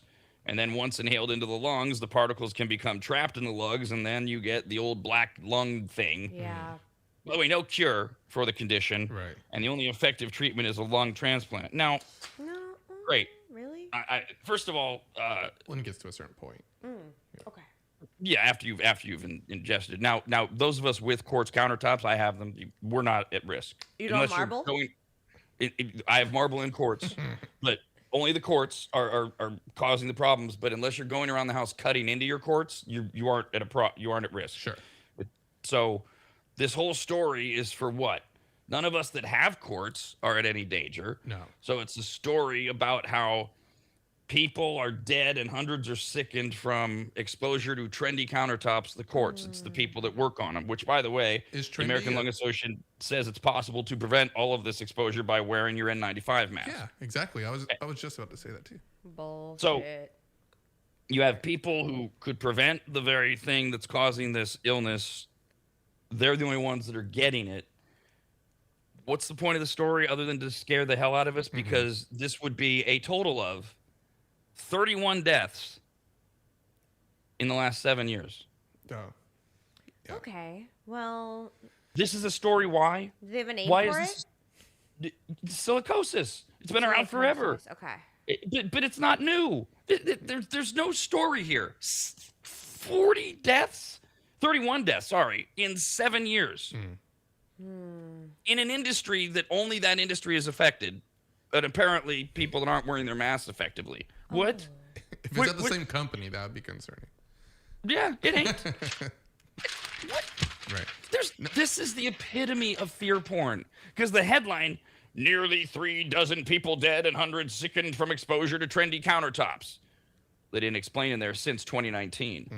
They didn't explain that it was only the people that worked on them. They just Those this headlines out are for there. clicks, man. I guess. Yes. My dad's a general contractor, and he was just in the hospital for 4 months, and he had Yes. a cryptococcal neoformans, which was by mold and doing drywall. So I'm saying these things do actually happen to people, and it's course they a do. real thing. And people in he that didn't industry die. should be up to date, and they should know there's no reason for this to be the lead story on usatoday.com with that headline. Yeah. It's asinine. That's why you have trade magazines. There's no reason to get people to virally, send. I realize people are the problem ultimately because they're the ignorant, stupid ones. But there's no reason to make this story this headline about how we're all dying because we're breathing in our quartz countertops. Right. No. And I think even the people that work on them aren't. And I think that's a little bit of what you're getting to is the problem with what we call journalism today, where these headlines. I mean, if you're a reporter for that paper, what do you say, USA Today, right? You probably have to push out 3 articles a day or a week or whatever the quota is, and you're going and doing your research, and you're just getting the headlines that we're going to click. You have to read the whole story to realize that it's only 30 over, what did you say, how many years? 2009 from 2019. 7. Yeah. So, I mean, again, like these are, like you said, just fear porn type of clickbait type of stuff that is what drives a lot of our newspapers today, instead of the stories that we need to know, right? Exposing things to the public. That's what their job initially I thought was supposed to be for. And they've gotten really good too about over the last few years, where they not only they hit the headline for, like we call it clickbait, but they also they have that AI summary thing now, which basically it only gives you the fear porn highlights. Like, if you didn't know any better, if you clicked on this story and you saw just the summary, because I had a moment where I went, oh, quartz countertops, I've got some of those. Should I? Like, I started, and then I went, read the article. Whereas somebody else would be like, honey, we have to get rid of the quartz. Right. I know, that's true. That would not. If there are people out there like that just read the headline and not the story, and they go, oh, I have quartz countertops, right? Okay. Am I going to get exposed to? Right. No, but it's the manufacturing process, it's the cutting process. When I have to make these coasters here, very nice, professional. But I have to wear a ventilator mask when I mix all the stuff to make them. Yeah, there's a lot of. And it's silicone. It's silicone dust in the mix that I use. So I took that very seriously, just making these little tiny things as a craft. I painted the studio and I didn't wear a mask at all, so maybe I was exposed to some too much toxins here. Don't announce our violations. Just saying. The windows were open. It's Yeah, okay. Dee was Very here getting seriously. super lifted off of this paint fume. She came in here all Jeff. dancing around. I'm hotboxing myself. It really was. All right. Speaking of fear porn, one of America's most dangerous spiders, the brown recluse. Oh God, they're evil. Yes. Oh. The dreaded brown recluse. It is the size of a quarter. It's a drab brown spider, spends much of its life hidden away in cracks, cardboard boxes, and other dark, undisturbed corners of your home. Great. Have traditionally been concentrated in the warmer South and Midwest, but they are gaining a foothold farther north and have been spotted in 10 counties in Michigan, also Nebraska, Minnesota, Wisconsin, Michigan. And these are spotted at the level of, okay, they live here. Not like, there's a brown recluse. It's like there's a whole colony or whatever they call these things as they continue to move north. And it only takes a couple to create a colony. If you need a little biology lesson, I can do that later. Yeah. Brown recluses love tight, undisturbed spaces, virgins, including the folded flaps of cardboard boxes. They can survive long periods without food, which means they can inadvertently be transported hundreds of miles in shipments and household belongings, occasionally turning up far outside their natural range. I remember when I first moved to Sacramento, late 90s, early aughts, we had a story about there was a brown recluse that had bitten somebody in the foothills of the Sacramento area, Auburn, Grass Valley, whatever. And some jackass calls the show and goes, that's not possible. We don't have brown recluse bites. They're dirty. Oh, them bitches are out there. They're out there. Just because they're not native to where you live doesn't mean they can't easily be transported in and then create the... And I'm sorry, sir, that whatever, an epidemiologist, who would do that, has said, it's a brown recluse. Why are you yelling at me? No, I mean, look at the reptile expo that I just went to. I mean, there's so many brown snakes. recluses there? I don't know if they had brown recluses there. They had capture them and sell tarantulas them. and stuff like that. So yeah, I'm not sure if there was brown recluses, but still, I'm saying how animals can get delivered and move from state to state, because a lot of those people were coming from Utah. A lot of the people that were doing the banners, like, yeah, we're from Utah, and they're bringing their reptiles here for the expo. So yeah, one of them, accidentally gets, in an accident or tips over on the Garden Highway. All those spiders are now in Sacramento. They're just out there. They literally are out there. I'm sure, short of the random accident, that I'm sure these reptile people, they do a wonderful job. It's their business of inventorying everything. But isn't it kind of easy to miss a missing ant or spider? The way that they store these things, they're in these little just Tupperware containers. So yeah, something gets knocked over or something. Yeah, they're little Tupperwares. I would cry. Yeah, I mean, some of them are nicer. Like some of them are nicer displays, but a lot of these. Wait, Dee, are you crying out of empathy for the poor little spiders? Yeah, no, not the spiders. They're not bringing the spiders with them. They're not bringing the brown recluses with them. Like maybe the tarantulas. So. Yeah, I saw some tarantulas. Yeah. I'm not really into spiders, so I didn't really look at the spiders too much. But I did see some good tarantulas. Spiders. So the point of all of that walk down memory lane is that these brown recluses inadvertently are transported hundreds of miles in shipments and household belongings. That's how they turn up elsewhere, and that's how they just thrive somewhere else. And then when encounters do happen, the consequences can be terrifying. Kansas mother of 4, Brittagine Miller, was left fighting for her life earlier this summer after being swarmed by 15 spiders during a camping trip. Oh, wow. She says, I felt like 15 spiders climbed up my legs and into my shirt, and I'm terrified of spiders. Jeez. At first, she appeared to be fine, but 4 days later, a bruise near one of the bites in her calf began rapidly swelling and became agonizingly painful. She said it was like shooting down my leg and into my foot. I thought I was being stabbed over and over again. Doctors discovered a huge blood-filled swelling in her calf and operated to remove nearly 300 milliliters of blood clots. She was already suffering from 2 rare blood clotting disorders and a compromised liver, which makes surgery exceptionally dangerous. Oh, so she was compromised. The brown recluse went after her. He smelled the bad liver. Right. I wanted it. It's so weird that they would, attack like that or in numbers like that. They're crazy. Like I'm saying, I used to live on Garden Highway, and like I said, like the actual spiders are insane. Yeah. There's black widows, brown recluses everywhere. I am torching them spiders. I'm killing them. I am not. Any chance. They play a very important role in our ecosystem. I don't care. I'm killing them all. That's what I said.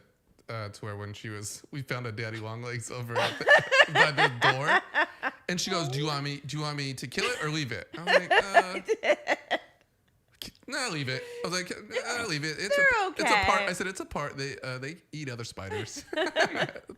So, Miss Miller did survive, by the way, although she now needs a liver transplant. Meanwhile, in Kansas, a healthy 19-year-old man developed worsening pain, fever, chills, nausea, and vomiting after a brown recluse bite. He suffered kidney injury, was hospitalized, thought he was improving. He was discharged by the hospital, deteriorated again days later when the venom began destroying his red blood cells, and needed 3 trips to the ER and 2 hospital stays. Okay, that sounds lovely. Despite their fearsome reputation, brown recluses are not aggressive. They will flee rather than attack a human, but they do thrive inside of our homes, so they're wedged into dark, tight, and rarely disturbed places. And where there is one, there is many, and that's how you get arachnophobia. In fact, that's how you get the movie arachnophobia for sure. Right, there you go. In one extraordinary case, researchers collected from a single family home in Kansas in just 6 months, found in every room, including bedrooms, bathrooms, and the kitchen, 2,055 brown recluse spiders. A family of 4 had somehow lived there for 6 years without suffering a single known bite.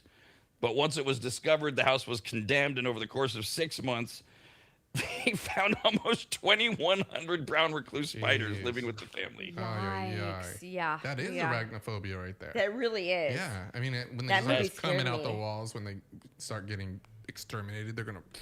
Oh, they just, I don't like it. Sorry. That is the scenario under which I believe sometimes like keyboard courage or broadcasting courage, to where like if Dee saw like multiple spiders coming down out of the walls, I do think she might just light an aerosol can on fire and say, "That's it!" Yeah. Boom, burn it down. Very much. I think that's what she was like in the back. She was like, "You want me to kill that spider? Just do one word and it's done." I'm taking out the trash. Like, smash it. I'll smash it right now. You want me to do it? Smash it. I'm like, I was trying to be respectful to you and the spider. I just was like, I will murder that spider right now. Like, no problems, no qualms. She wanted at it. Now, as a public service announcement, if you get bitten by a brown recluse, you might not even know it, because first comes the bite, which is often so painless you don't even realize it's happened. Then, within minutes, the venom gets to work and the pain begins. But minutes later, the skin begins to burn and throb, punctuated by electric shock-like zaps. Ooh. I mean, yeah, so far, I'm kind of into it. Yeah. Okay. I was like, maybe I've been bitten by a spider before. I usually have 2 little fang marks. As tiny blood vessels supplying the skin are destroyed, there's then florid bruising, and in more severe cases, an open, festering wound where you started to blob open there. Yeah. In rare cases, the damage doesn't stop at the skin. The venom attacks red blood cells, turning urine Coca-Cola colored. Gross. Jesus. That's specific. That's specific. That was so specific. I feel like that is disgusting. It's worse than a spider bite. What Coca-Cola is like brown, right? Or black? Yes. Black? Oh, Yeah. Okay. And why the Brown. shout out to Coca-Cola? Why I not know, just huh? a cola flavor? It's actually Coca-Cola They flavor. sponsored it. Yeah, They that's sponsored the exactly what I ad. was about to say. they sponsored this article. Make sure you say it's their P was Coca-Cola. Which could indicate kidney failure and even death. That's what it's like to be bitten by a brown recluse. Complete with the Coca-Cola urine. So if you're Good doing Lord. that maybe Kidney you've been bitten by a failure, brown recluse. liver. America's RADcast, only Oh, on the God. radnetwork.com.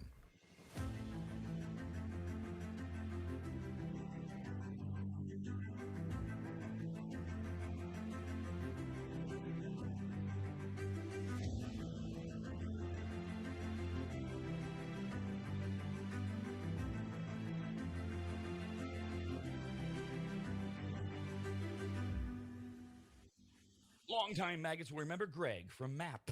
MAP, as in Maximum Athletic Performance, which guides you to better output through better ingredients, also known as nutrition. Greg has been on the RAD Show many times and will be again, as he simplifies nutrition and helps us all understand what actually works when it comes to fueling our bodies, almost all of which can be found at maptrition.com. Every product is formulated with clinical precision and backed by science and purpose, and maptrition.com has something for every fitness level, even those of us who barely have a fitness level. With nearly 20 years as a nutritionist and a specialization in sports nutrition, Greg works with athletes and everyday individuals to optimize performance, energy, and overall health through smarter fueling strategies, all of which starts at maptrition.com. At the very least, we should all be taking daily multivitamins, and Greg has his formulated for exactly what a man or woman's body needs. Protein is in, but maybe instead of getting yours from mac and cheese with extra protein, you get it from maptrition.com. And of course, all things workout, training, and exercise are available as well. From pre-workout to creatine and other muscle builders to recovery supplements and more, all at maptrition.com. From morning breakfast essentials to post-workout recovery and everything in between, maptrition.com's full range of supplements, proteins, and wellness products are built to power your journey from start to finish. Check out all the products and find what's right for you and order it shipped to you all at maptrition.com. That's maptrition.com.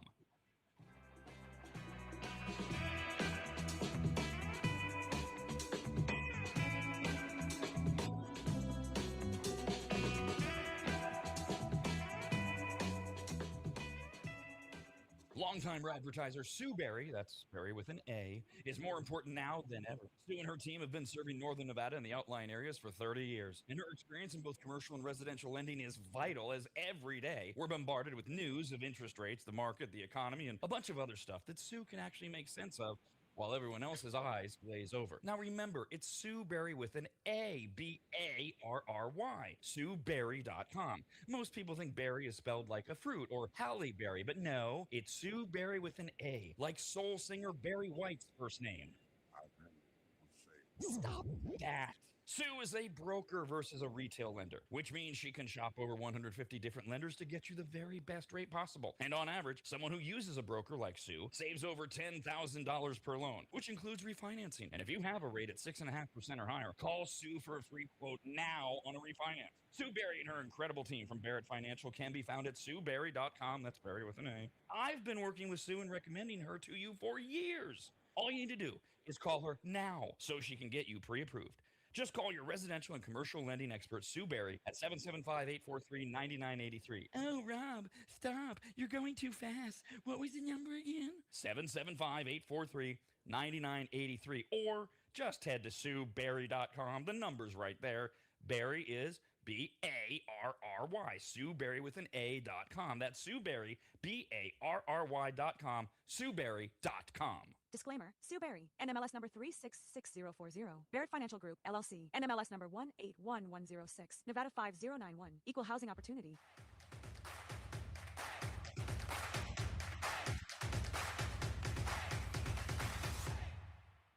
And now another RADcast fun fact. Pigeon poop will burn your retina for 13 hours. You will only confirm this the hard way. Do you know something stupid and worthless like that? Email us, radcast@theradnetwork.com. the hell is going on? We're getting ready to go on the air, and I hear in my ears in the Midtown studio, I hear deep, my finger! I hear Jeff running over. What is happening? Going. Oh, go ahead. Not you. I was just saying, yeah, so we had a slight malfunction in our equipment. She had her headphones, they kind of, how headphones can kind of like flip a little bit sometimes. She got her this part of her hand Like caught Spider-Man in the like pinch of the headphone set.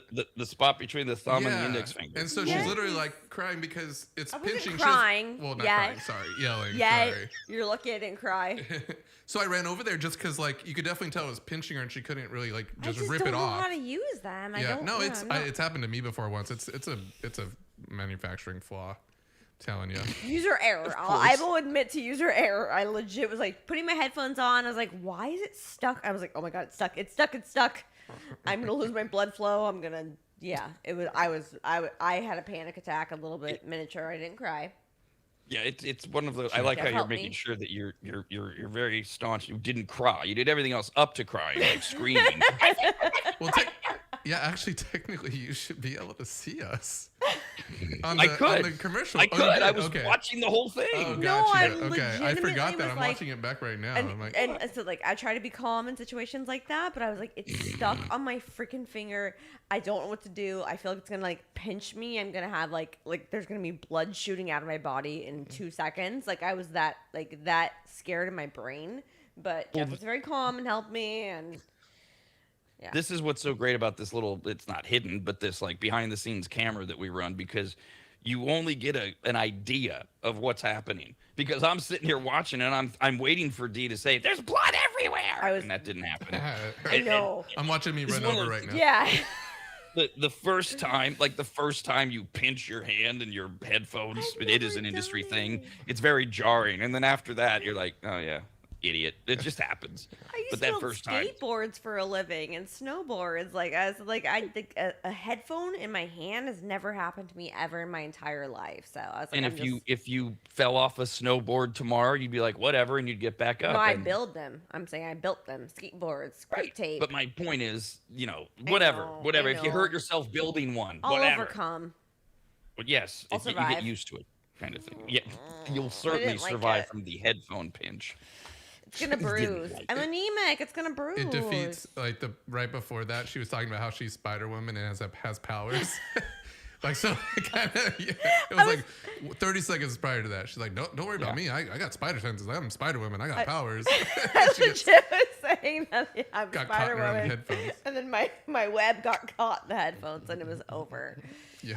Oh, It is Tuesday morning, August 18th of 2026. We say every day is a day. I thought for a while there, today's not a day. There's nothing, but there are some things. There's some things. It's National Couples Day, which I thought we had that already. Isn't it like your anniversary or Lame. Valentine's Day or Right. National Couples Lame. Day? It is National Fajita Day. Right. vagina. Yeah, everybody loves a fajita, but well, fine. It's a day of everything. Sizzling vaginas coming out it's The smell, oh, the sound. the smell, the sound, the crisp, the crunch. Do you expect them to be on the hot plate like the sizzle? They're always on the hot Yeah, plate. sometimes they That's how don't. vaginas are. I know. Sometimes I've seen Oh, that. okay, Yeah. okay. Yeah, not acceptable when they aren't. I know, right? That's what I feel like too. It's sure also why, but- today is Never Give Up Day. Yay! There we go. It's a good theme for the day. Dear Lord, yes. It's also now if you just can't capture the spirit of Never Give Up Day, then turn to alcohol and just give up because it's also Pinot Noir Day. Woo! Pinot Noir. I don't know. I don't love that good. I love a good Pinot. People- I guess I people- love a good Zin. People and their Pinots. I know Pinot is like red wine for pussies, but boy, do people get mad when you say that. Yes, just- it's so true. There's no body to it. It's like, no, okay, what? You couldn't find a Beaujolais? That's some wine humor right there. Ooh. I'm not a bartender. I don't get it. Oh. I'm on the outside on this Do you even one. drink wine? Yeah, a little Okay. bit, but I don't know much about them. Oh, Yeah. a good Frank family, a good Zen, a good oh dear Lord, there's so many good wineries. I do like going to wineries too. This is that thing she's doing again. That stream of consciousness thing where D just talks out loud. Yep. It's Pinot Noir day, and she's like, "Oh yeah, good wineries everywhere." I love That's her. me. I'm a silly goose. Today is also it's National Ice Cream Pie Day. See, there's too many of these derivative days, like National Fajita Day when we have all the Mexican food days, and then we just got through National Ice Cream Month, and now it's National Ice Cream Pie Day. Like this is what you get at Like Baskin Robbins. right? Yeah. I was like, Probably. I'm so confused right now. What's pie? the difference between an ice cream pie and an ice cream cake? Because don't you get ice cream cake at Ooh, Baskin cake's Robbins? better. Cake's better. I don't Yeah. even know. In the Right. pie. Yeah. That was an ice cream. It's in a pie crust, I guess. But I guess. Well, that's what they're doing. They're trying to raise awareness for ice cream pies, which obviously we need some help on. I mean, that was one of those. I just asked a stupid question out loud. I know you're right. The difference between a cake and a pie. The pie comes in a crust. I don't think I've seen an ice cream pie, ice cream cake everywhere. But No, used to make a mint one, like a cricket pie or something. It's called, and it was an ice mint cream. chocolate chip. It was mint chocolate chip ice cream in a Oh. pie crust, and it was like an old recipe from a family member. That That looks like an ice cream that pie. does not look like pie. It's cut in a It's triangle. just pie. Oh, a triangle makes it pie. Yes. Got it. Thank you. What? No. I'm just kidding. No, I looked up ice cream pies. This is what came up. I'm sorry. I mean, that's all I I guess did. Cut we in a don't- triangle, so it fits. It looks into to a me pie. more like a mousse pie, but it could be ice cream, I suppose. I sure. There's some ice They cream in melt there. too fast, and they're not great. Good luck. Happy National Pie Day. Ice cream. It is pie. also Bad Poetry Day, celebrated every August 18th. This offers the perfect excuse to unleash your inner poet without the pressure of perfection. It's your chance to craft hilariously awkward rhymes, nonsensical free verse, or revel in the joy of truly awful literary attempts. So, Do you I have decided to some turn for to us? Chat GPT and ask AI to write us intentionally terrible poems on a couple of subjects. So, first one is vomit. Oh God, why? This one's for me. Okay. Yeah, this one's for me because then Vomit. the next one's Vomit. for you, and the third one turns out to be for Jeff, but Yay. it's by accident the way it turns out. Okay. Makes me feel good.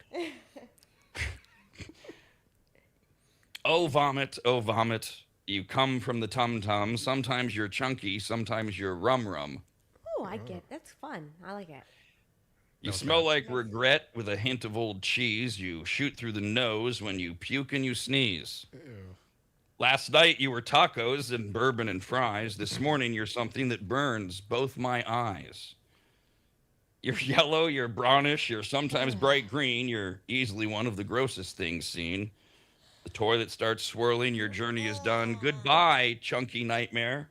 It's been no fun. So here's to you, vomit, you horrible goo. I'd rather write something better, but I have to spew. That's Well, gross. Sorry, It's, disgusting. I do agree that it is a bad poem. See, Gross. Properly I bad. thought this might be, since It we've makes me had wanna no throw luck up. I'm trying to eat with blueberries. ChatGPT and humor and creativity, I thought this would be right up its alley.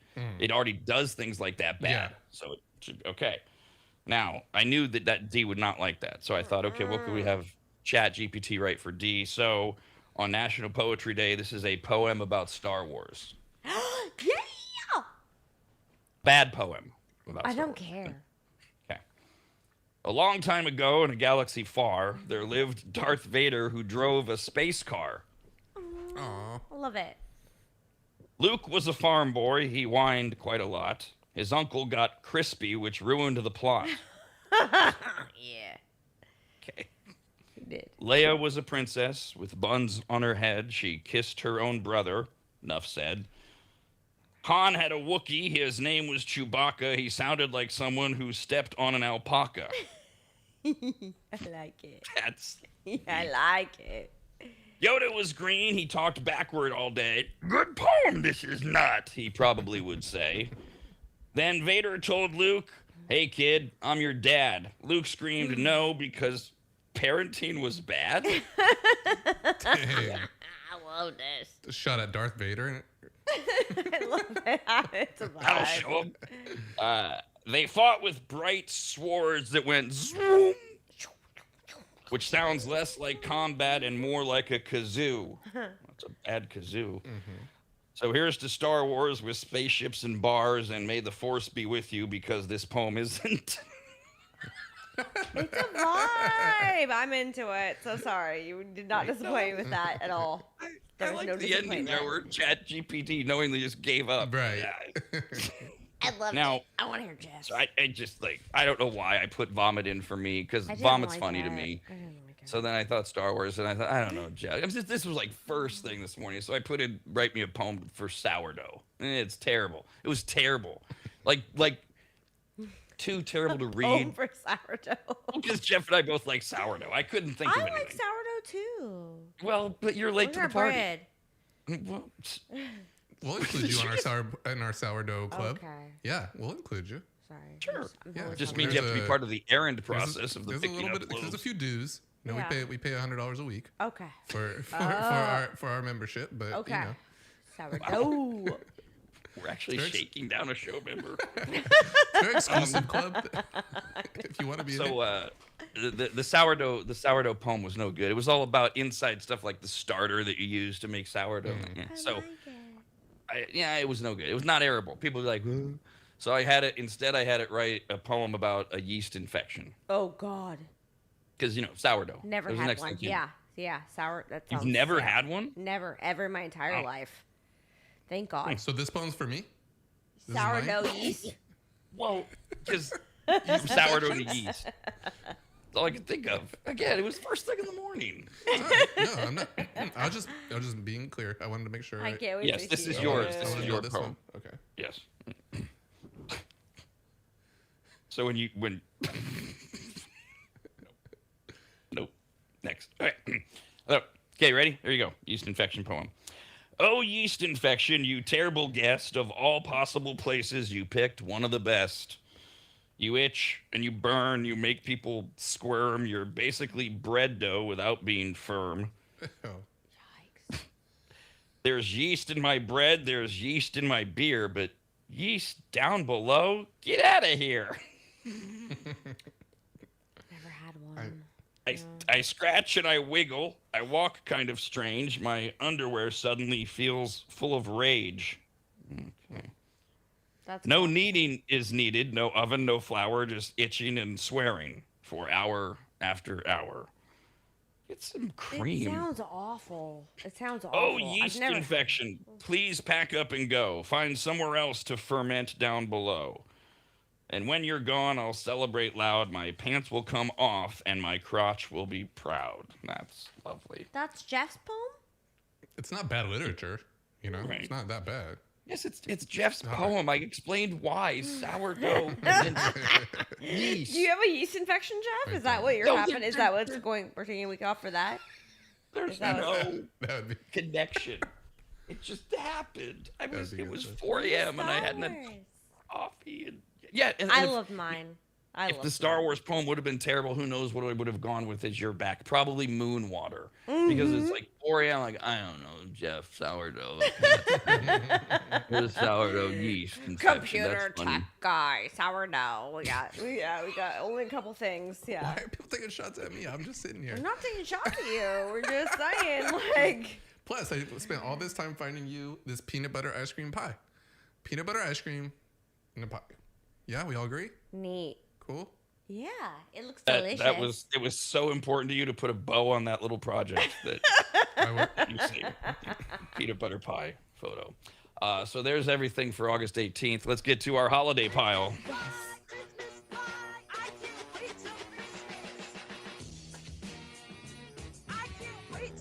Nice job, Jeff.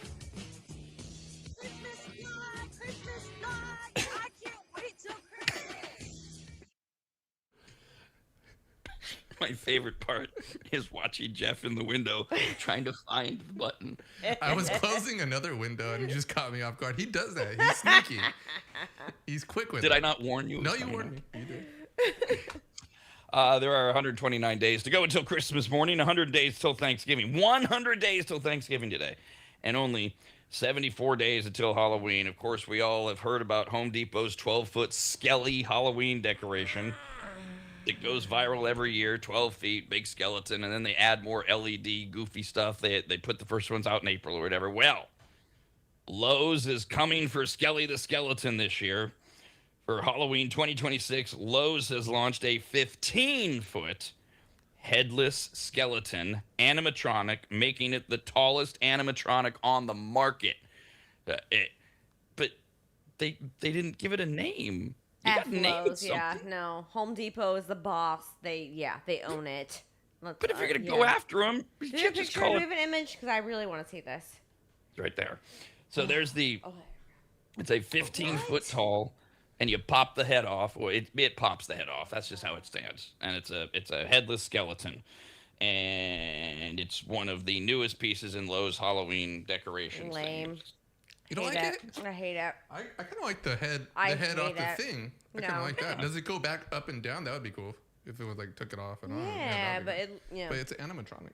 but it's too giant, too skinny. Like no, like I hate it. He needs to does it gain talk? weight. Does it talk? I don't know. I'm just He's got saying, light up I have so many light up questions. eyes, and I don't know if he talks yet. I don't know. Sorry, I just care a lot about No, that. it's a fair question. It really is. This is part of my bias, my hatred of Halloween, to where I know I have to report these things, but my natural curiosity doesn't come into play, and I'll admit it, I half-ass this stuff. And then you ask a totally reasonable question, like, I don't know if the damn thing talks. I should know that because it's going up against the He's Skelly evil, talk. yeah. No, The- Skelly talks now. Yeah. Oh, And he does Costco talk has now. one too. Yeah, Costco has one. Home Depot has one. Lowe's is they are late to the game. They are literally late to the game. Good luck with that. How much is it retail for? I'm gonna guess $3.99. No, Oh. it's not that much. Oh, These things are they're pricey though. I'm trying. Hold on. I'm Price is I had Right. it up I'm here. Price I is like- Right, girl. I like how you can see how they attach it to the bottom. I'm not sure if you guys can see that, but What? yeah, they can see you there. It's like a rubber band, or Uh-huh. like, that's that you'll probably like nail a plate into the ground, and then you kind of like rubber band this thing down to it. That's what it I looks want like. to stabilize this. Yeah. It's gonna go How down tall though. is your house? if someone, A 12 foot? You said 12 foot? I think I said 15. 15? Oh yeah. The Lowe's thing is 15. Ugh. Sorry, I'm just not a fan of it. So let's go Skelly. Let's go Home Depot. Home Depot. This is just you holding on to Costco. Skelly. Costco. This is Yeah, it's If a vibe. this was at Home Depot, would you like it? No, it's Okay. disgusting and ugly. I'm not gonna buy that. Stupid. not gonna buy stupid it, yeah. headless skeleton. Oh, putting it out Dang in it. your lawn, sprinklers going off, and that's I'm what you I'm do with thinking about Skelly. That's Skelly's perfect though. I don't know. Yeah, I'm not sure. Skelly's perfect. So I'm a Halloween girly. So let's go. It's Summerween. if you're a Halloween girl, why are you anti anything? Why wouldn't you want Skelly and the headless whatever this Because I guy can't is? afford it. I can't. I'm Oh. not. I'm not putting this crap in my garage in the middle of freaking December. Like, yeah. I'm just I don't like it. The storage problem is real, especially as more and more of Mm-hmm. us embrace Halloween. And then you already have your Christmas crap, and it's everywhere. Yeah. That is something to be considered. Sure, that's why I don't decorate for Halloween. Totally. We'll decorate for you. All right. So when we do food news, a lot of times, sometimes the holiday pile interjects with food. Well, so sometimes the food news can interject with the holiday pile. So we have Haribo's is releasing a new multi-pack of trick-or-treat gummy packs for Halloween this year. First is the Best on the Block bag that has mini bags of Gold Bears, Sour Bats, Ghostly Gummies, and Star Mix. What? So they're gummy bears, but in Halloween shapes, like bats. Yes, they're delicious. Okay, got it. Then there's the Trick or Treat trio bag with a mix of Gold Bears, Sour Bats, and Star Mix. So they're all the same. It's just whether or not you get A good mix and match, a good medley. That's a good medley. All right, because then there's the Happy House mix, which is, of course, Gold Bears in addition to Wild Berry, Ghostly Gummies, and Mini Twin Snakes. Okay, so Oh, I love it. I love it. I love Haribo. there's all sorts of gummy bear bags available in the single serving that you can hand out that have a different variety of. Let's go. Pineapple's my favorite gummy bear. Ew. That's my favorite. Ew. Yeah. The clear ones. Those are the worst. They're my favorites. All the awful ones you hate. Oh. What's your fave? Oh. You don't like Haribo? Gummy bears wise, I don't know. Yeah, the red one, I guess, would be. The red one. Okay. Yeah. I don't know what color that is, or I mean, what flavor that is. Okay. But yeah, It could be cherry, strawberry, or raspberry. Usually, I think isn't with Haribo. Isn't it more of a raspberry? Yes. I'm not a big gummy bear person. I'm more of a gummy watermelon, worm. strawberry. Yeah. I like the gummy What's worm. the difference? Or I like the sour No, gummy you worms. like the other ones. You the like trolleys or the trolleys. That's different. Yeah, Yeah. that's more my gummies. You like the sour. That's the Yeah. difference. Yeah, these are just gummy, and those Yeah, are. I don't get much out of them. Just gummy bears. Oh. Next up in the holiday pile, Pepperidge Farm's exclusive autumn collection is here. First of all, your two fan favorite pumpkin cookies are returning this year: the Milano Pumpkin Spice cookie and the pumpkin cheesecake cookies are back from Pepperidge Farms. And with it, the newest flavor for the season, a brand. So they've got the Chessmen. These things have got really popular. They're shortbreads, right? Rich buttery shortbreads. All right. So they take that, and now it's a brand new Chessman spiced orange cranberry flavored cookie from Pepperidge Farms, combining the rich buttery shortbread with notes of toasty cinnamon, a citrusy pop of orange, and the dark tang of cranberries. Yikes. You can even see flecks of cranberry in the cookies. All right. That sounds I'm terrible. I'm not a fan. I love the Chessmen. I love a good classic Pepperidge Farm. I'm a Pepperidge Farm girly. I love Milanos. I cannot even fathom this in a cookie right now. And it's actually I'm not going to.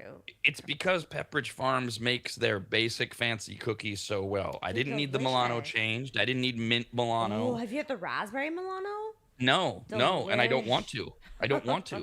Because the Milanos are perfect. I don't need. Now, granted, I ain't gonna eat spiced orange cranberry anything. You put it on a ribeye steak and I'm throwing it away. But you don't need to screw up my shortbreads. The Chessmen, they're and they've got another version now that are thinner, that are really yummy. No, I love a good Milano. The collection, they have a collection during the holiday time, and you buy like 12 cookies that come together in a box. Oh, but this one is not gonna be my fan favorite. I'll try it, but I ain't mad. You'll try it. Oh, I'm gonna try it still. I have to try things. All right, good. Thank you. It's very professional of you. Skippy the peanut butter has now released its own take on chocolate-covered peanut butter candy bars for Halloween. They're coming after you, Reese's. They are called what a terrible name, PB Halloween Milk Chocolate and Peanut Butter Assorted Candies. What's the PB? Peanut butter. You've already got, but that's in the name later. Yeah. PB Halloween Milk Chocolate and Peanut Butter Assorted Candies. Lame. That is lame. It's a terrible name. Anyways, peanut butter though. They come individually wrapped in a 4.2 ounce bag, so it's perfect for snacking or to hand out to the little crumb crunchers that show up on Halloween night. Skippy's candies are filled with Skippy peanut butter, finished with a milk chocolate coating, and the sweets come in 3 molded shapes. There's a pumpkin, a bat, and a ghost. Yay! Oh, cute. They're cute though. They're really cute, and I love peanut butter. So yeah, I'll try them. Woo! Ever since it was Sam's last year that released their version of a peanut butter cup, and now everybody is coming after Reese's because they're like, doesn't Trader Joe's have one too? Do they? Yeah, I was just about to ask. Like, this sounds like a Reese's. Get it. Cup. Yeah. Get it. Yeah, These could be everybody's good, going though. after him instead. Yeah. Skippy's like, hey, we have peanut butter. We just got to find somebody chocolate. I'm not a big Skippy fan. Oh, I love Skippy. Yeah. Is it crunchy? Does it have crunchy nuts in there? Oh God, here we go. I'm saying my rabbit hole. They're crunchy nuts. It says peanut butter. It would say crunchy peanut butter. Okay, I can't see the image here or there, so No, it's funny, D. At 30 years of doing this show and probably 20 different humans that have come and go on the microphones, and we always wind up having the same silly arguments and conversations. Skippy or Jif, chunky or smooth. It's like you can't, because that's what people do. And it's great because it takes you away from the serious stuff. Give me chunky. It's called creamy, not chunky. smooth. Okay, got it. It's called Okay. creamy. Creamy. Oh, so sorry. Sorry. Okay. Oh, there Sorry. you go. Yeah. Better. Is that a Skippy thing that it's called creamy or smooth, or is that peanut butter in general? It would have to be Jif. I would know because that's all I get. I don't get Skippy. So, I'm sorry, It's it's- creamy on Jif. Oh, you're a Jif fan. Yes. Got it. Okay. Jif or I'm Jif. just saying. Yep. Creamy, not smooth. Yes. What? Well, that's Why? Creamy, what not Jif- nutty. So they have creamy and crunchy. That's what Jif Yeah. has. That's what I know of that. I don't know about Okay. Skippy Okay. or whatever. But what would be wrong with calling it smooth? Nothing. I mean, as far It's as just not called that. just on the label of the peanut butter. Yeah. But I was just kind of throwing that in It there. looks fire. I want to try it. Just wanted to make sure. Finally, we've talked about a couple of these things, but now we have the list of the Hostess snack cakes for the fall. They have 6 new products hitting the fall. I tried to get some this weekend. They weren't out yet.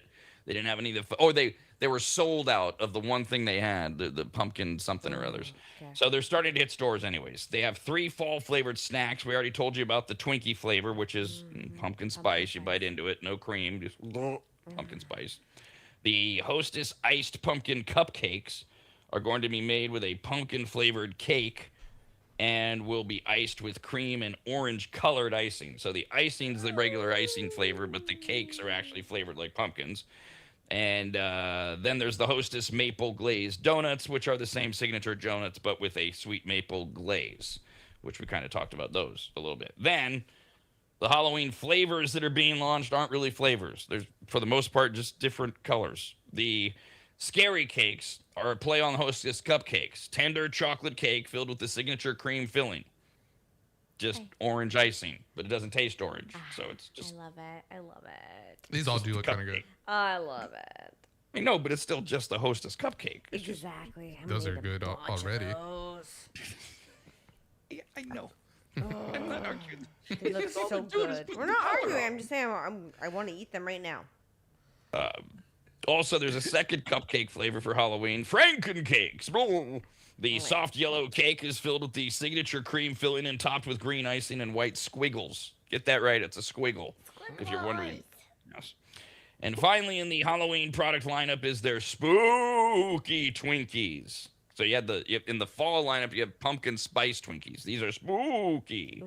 They're chocolate Twinkies with the cream filling. But they're spooky. Maybe. Yeah, they look delicious. That could be good. That could be good. I was gonna buy some What pumpkin those spice chocodiles? ones. Isn't that all chocodiles were? It was a chocolate Twinkie, right? Pretty much, yeah. Yeah. I've never heard of a chocodile. Delicious. Yeah. What? Yeah, a chocodile? You Is that what you said? Yes. Right? Chocodile? No. Did it look like a crocodile at least? Like the no. No? No. Okay, then I'm No. not excited. I'm not excited. I wanted to know more about it, but now I don't. I don't know why just they were like- called chocodiles, but it was not. No, it didn't I look know. like a Scary cakes, crocodile. so it's cute. Scary cakes, and oh yeah, I want to try all of these. Oh, they look delicious. Yay! I can't There's wait. all this. I don't care. I They want are a all the same Twinkie. products. I want a cupcake. I want a freaking doodle in my mouth. I want all of this. What? Frosted It's a golden squiggle. I think it's a squiggle. Let it Squiggle. Okay, I meant that. doodle in your mouth. I meant squiggle. Podcast continues next. Doodle means something Only else. on the Oh, I didn't know RadNetwork.com. that. No, I don't know.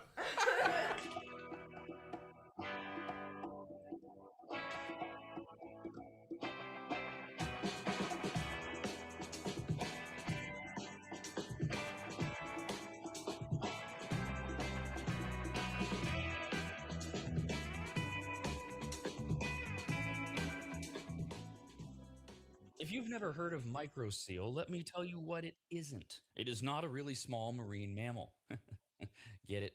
A micro seal? Oh, fine. Just ask AI. AI describes microseal this way with a bunch of AI words. Microseal is a premium, eco-friendly, and biodegradable fabric protection spray that penetrates deep into fibers to provide permanent stain, soil, and sun fade resistance for rugs, furniture, and delicate fabrics. It uses nanotechno blah blah blah and blue blue blue blue blue. What AI is trying to say is that microseal is non-toxic, non-allergenic, safe for pets and children, and although AI doesn't say this, it should, you need to contact a longtime maggot Joel from AdvantageSteam.com right now to get him to apply microseal for you. You can even make appointments online at AdvantageSteam.com. We've had microseal for years at Williams Manor, and it treats a lot more than carpets. Microseal protects virtually all fibrous materials, including wool, cotton, silk, suede, leather, and synthetic fabrics. It protects upholstery, carpets, rugs, draperies, and clothing, including wedding dresses. And ladies, you're going to need what? 3 or 4 of those in your lifetime. And it protects against stains, moisture, and UV degradation without changing the texture. Also, if you're an interior designer, Joel has a special program just for you, and all you have to do is say the password, which is what? But there's no password, I guess. Never mind. Whoever you are, contact Joel at AdvantageSteam.com. And if you're an interior designer, tell him, I guess. I don't know. That's AdvantageSteam.com, where you'll learn more about MicroSeal and everything else that Joel offers. At AdvantageSteam.com, that's AdvantageSteam.com, AdvantageSteam.com.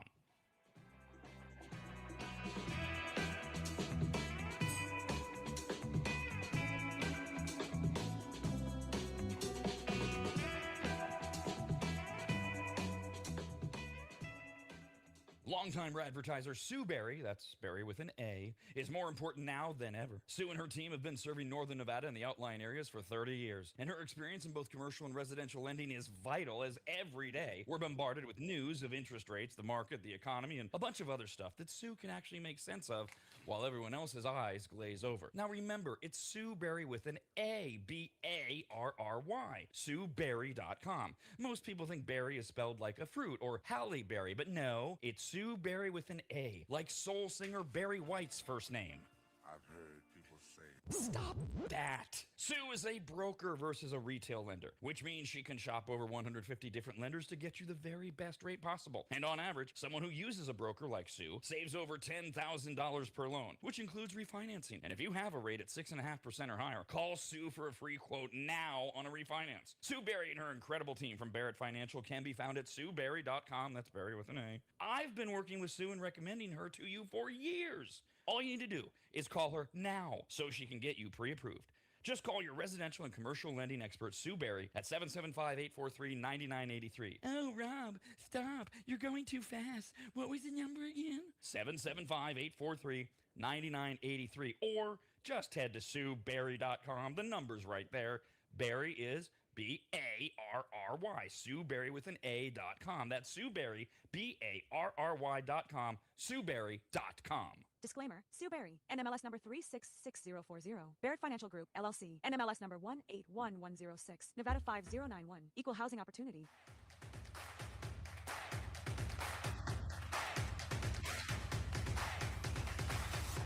And now, live from Midtown Sacramento, this is America's RAD Cast, presented by the RAD Network.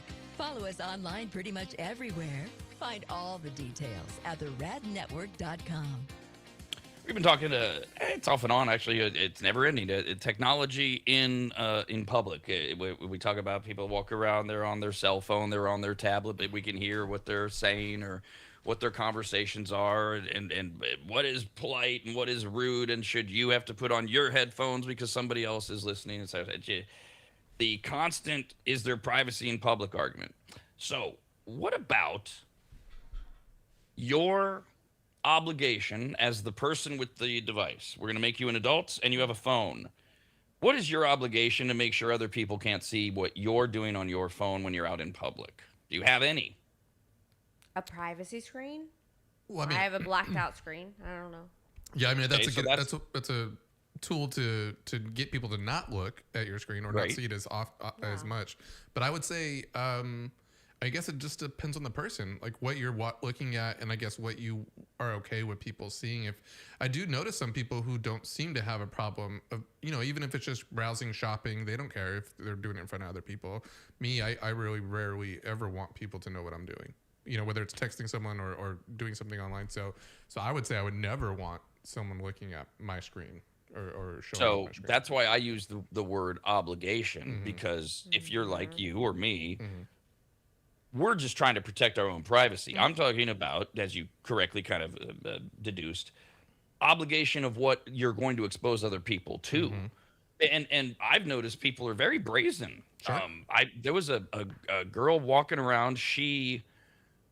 Her friend was, it was like the mall or something. Her friend was not on speaker, but she's talking out loud, right, to her friend, and she's talking loudly, and she's dropping the N-word every other word. Oh yeah. I'm like, wow, okay. I mean, just out there for all to hear, and there seems to be less and less of filter. It started with kids, but I see adults trying to pass the time. Coffee shops, airplanes, they're playing audio. Restaurant, bar. But what about, so right away we kind of broke the thing of, I guess we tolerate people who play their devices. I think we have to tolerate them. It's annoying. But yeah, I mean, unless you really want to say, stop that, that's annoying to that person, because I mean, a lot of us don't have that courage. I'll call it. I mean, D, I remember one time I was at the bar and there was someone like a full conversation, like videos, conferencing with another girl. Same thing like you were talking about, Rob, like using a lot of language, stuff like that. But it's like multiple, and there was at least 6 or 7 people go, can you believe this woman? Like, can you believe this girl? Like, it's so outrageous that she would feel comfortable having a openly public conversation around at least 5 or 6 other people that could hear her and the person talking, right? And she definitely didn't have a problem with it. It's that the car crash thing. You don't want to say anything because it's so fascinating, but also it's not always courage. I know what you mean, but sometimes it's more like, is it worth what might be the response? Yes, of course. Because too many of us have been in the situation and then saw, okay, so this just made things worse, and so that's why I use the word tolerate. Right. But when does the person with the device have an obligation to be aware of the content that's going out there that they are quote unquote privately absorbing, but in public? Now, I think it's an easier, lazier example, like they're watching porn. Right. Okay, well, you can hear the porn. Yeah, right. All right. Well, that's incredibly inappropriate. That's incredibly inappropriate. What if in my books? Maybe not. Like, here's my phone. I'm like, let me erase my history really quick before I give you my phone to do all your tech stuff. What if you're watching porn and there's no sound? No, on the airplane, I went to Disneyland for my birthday. There was a guy. I think it's weird, but I think it's like everything. It's what you can get away with or what you think you need. I mean, I don't ever feel a need to look at porn in like a social or public place, but I know some people do. There was a guy on the airplane when I went to Disneyland for my birthday, and he legit was sitting next to my sister-in-law, and he was texting her saying that she was being weird, but he was looking at porn the entire time, and then she was sending him all these naughty photos, and she was like, I couldn't help but look. Like, I legitimately was like, what are you doing, bro? Like, we're on a flight to freaking Long Beach. Like, yeah, so people are brazen. So this guy is sitting next to your sister-in-law, and he's openly viewing porn. Yes, and texting his girlfriend saying that she's being weird and watching his phone, but she was just literally sitting next to him in the middle seat. 'Cause I don't like to sit in the middle, so yeah. It was awkward AF. Like, I was like, what the hell? So the guy had his girlfriend there with him. No. He was texting her. Oh, and looking at porn at the same time. And then complaining to her that stop like looking at what I'm doing on my phone. No, my sister-in-law. Yeah, like my sister-in-law's watching you. Like this girl's watching me. She's not even hot. You're hotter. It was a whole. I was like, I want to take a freaking nap. I'm in the corner. I'm by the window. Like, I just want to. No. But people are brazen. Yes. Now, okay. Some would argue that should your sister even be looking at his screen? She was right now. He kept pushing himself towards her. He literally was like putting his arm towards her, like. Well, I think you said it. Like, she literally said, like, I cannot not watch kind of thing, right? Like, I mean, it's almost like, not like she's maybe watching the porn with him, but almost just noticing that that's what he's watching. Yeah. And then obviously being a little snoopy when it comes to the text, I will admit. Yeah. I'm just saying. It happens when you're doing that in front of other people. Like, that is what you have to kind of protect that. I was in the corner seat. I was sleeping. I wanted a nap before the trip. Legit was like, I woke up and she was like, this is what happened on the flight. Did you know? And none of it meant anything in the end because she didn't do anything. She just went, okay, whatever. Weirdo. That's weird. That's offensive. Okay, but let's change the story. It's all so we have a legitimate story here of Dee and her sister-in-law and the porn. Okay, well, what if instead it's not the sister-in-law? What if it's the kid that's sitting behind Dee and the sister-in-law, and the kid pops over the seat and sees dude watching porn. Yeah. Right. Inappropriate. Now, for him? Should the kid be sitting down and not looking at what other people are doing? I think that you shouldn't be watching that stuff in public, but I mean, again, that's just me. I do feel like there are different people that obviously have different impulses that if you need to, if that's what entertains you when you're sitting waiting for people to get on the plane or something like that. 1 hour. I mean, it speaks a little bit to you, but no, I don't think you should have it visible for a kid to see. I mean, or really anyone. But I mean, we're What's not the going to get as It's offended. an hour flight. Like, we're not going to get as Chill, offended. bruh. Like, get your porn off your phone. Kids are going to be maybe, have a Curious. few more questions. Yeah. Right. Well, and there's a reason I'm using porn as the example because it's not the story. True, Right. though. But in the is it there's a difference between you should not be exposing kids to porn and where is the line of does that guy in this totally fake example have to constantly be looking, is there a kid around? That it's a legitimate question. I'm not making the argument. I'm like, he's in his airplane Get a blackout seat. privacy screen. I do- How about do you that. make It's so kids sit down? easy. So it's easy to make your kids sit down too. That's Yes. true. Yeah. I mean, we want everyone to behave and mind their own business. It just in public never happens. And so I get that it's not like necessarily like at least for the way I feel, it's not really either one of their specific faults. It's mostly like if you're in public, you're going to have to, in my opinion, conform to what society really like the norms of it. And that's not watching porn where other people can see it. At least in my book. That's just my book. No, Don't watch porn in public. I agree with that.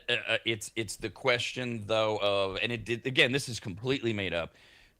How would we feel if it led to a charge against the guy with the phone for exposing children to pornography when he's like, I'm sitting in my seat. Yeah. And dude, this is where it gets more gray. Right. It gets more dicey. Yes. About, well, we all agree the kid should be sitting down, but we also all agree he shouldn't be watching porn. He is in public.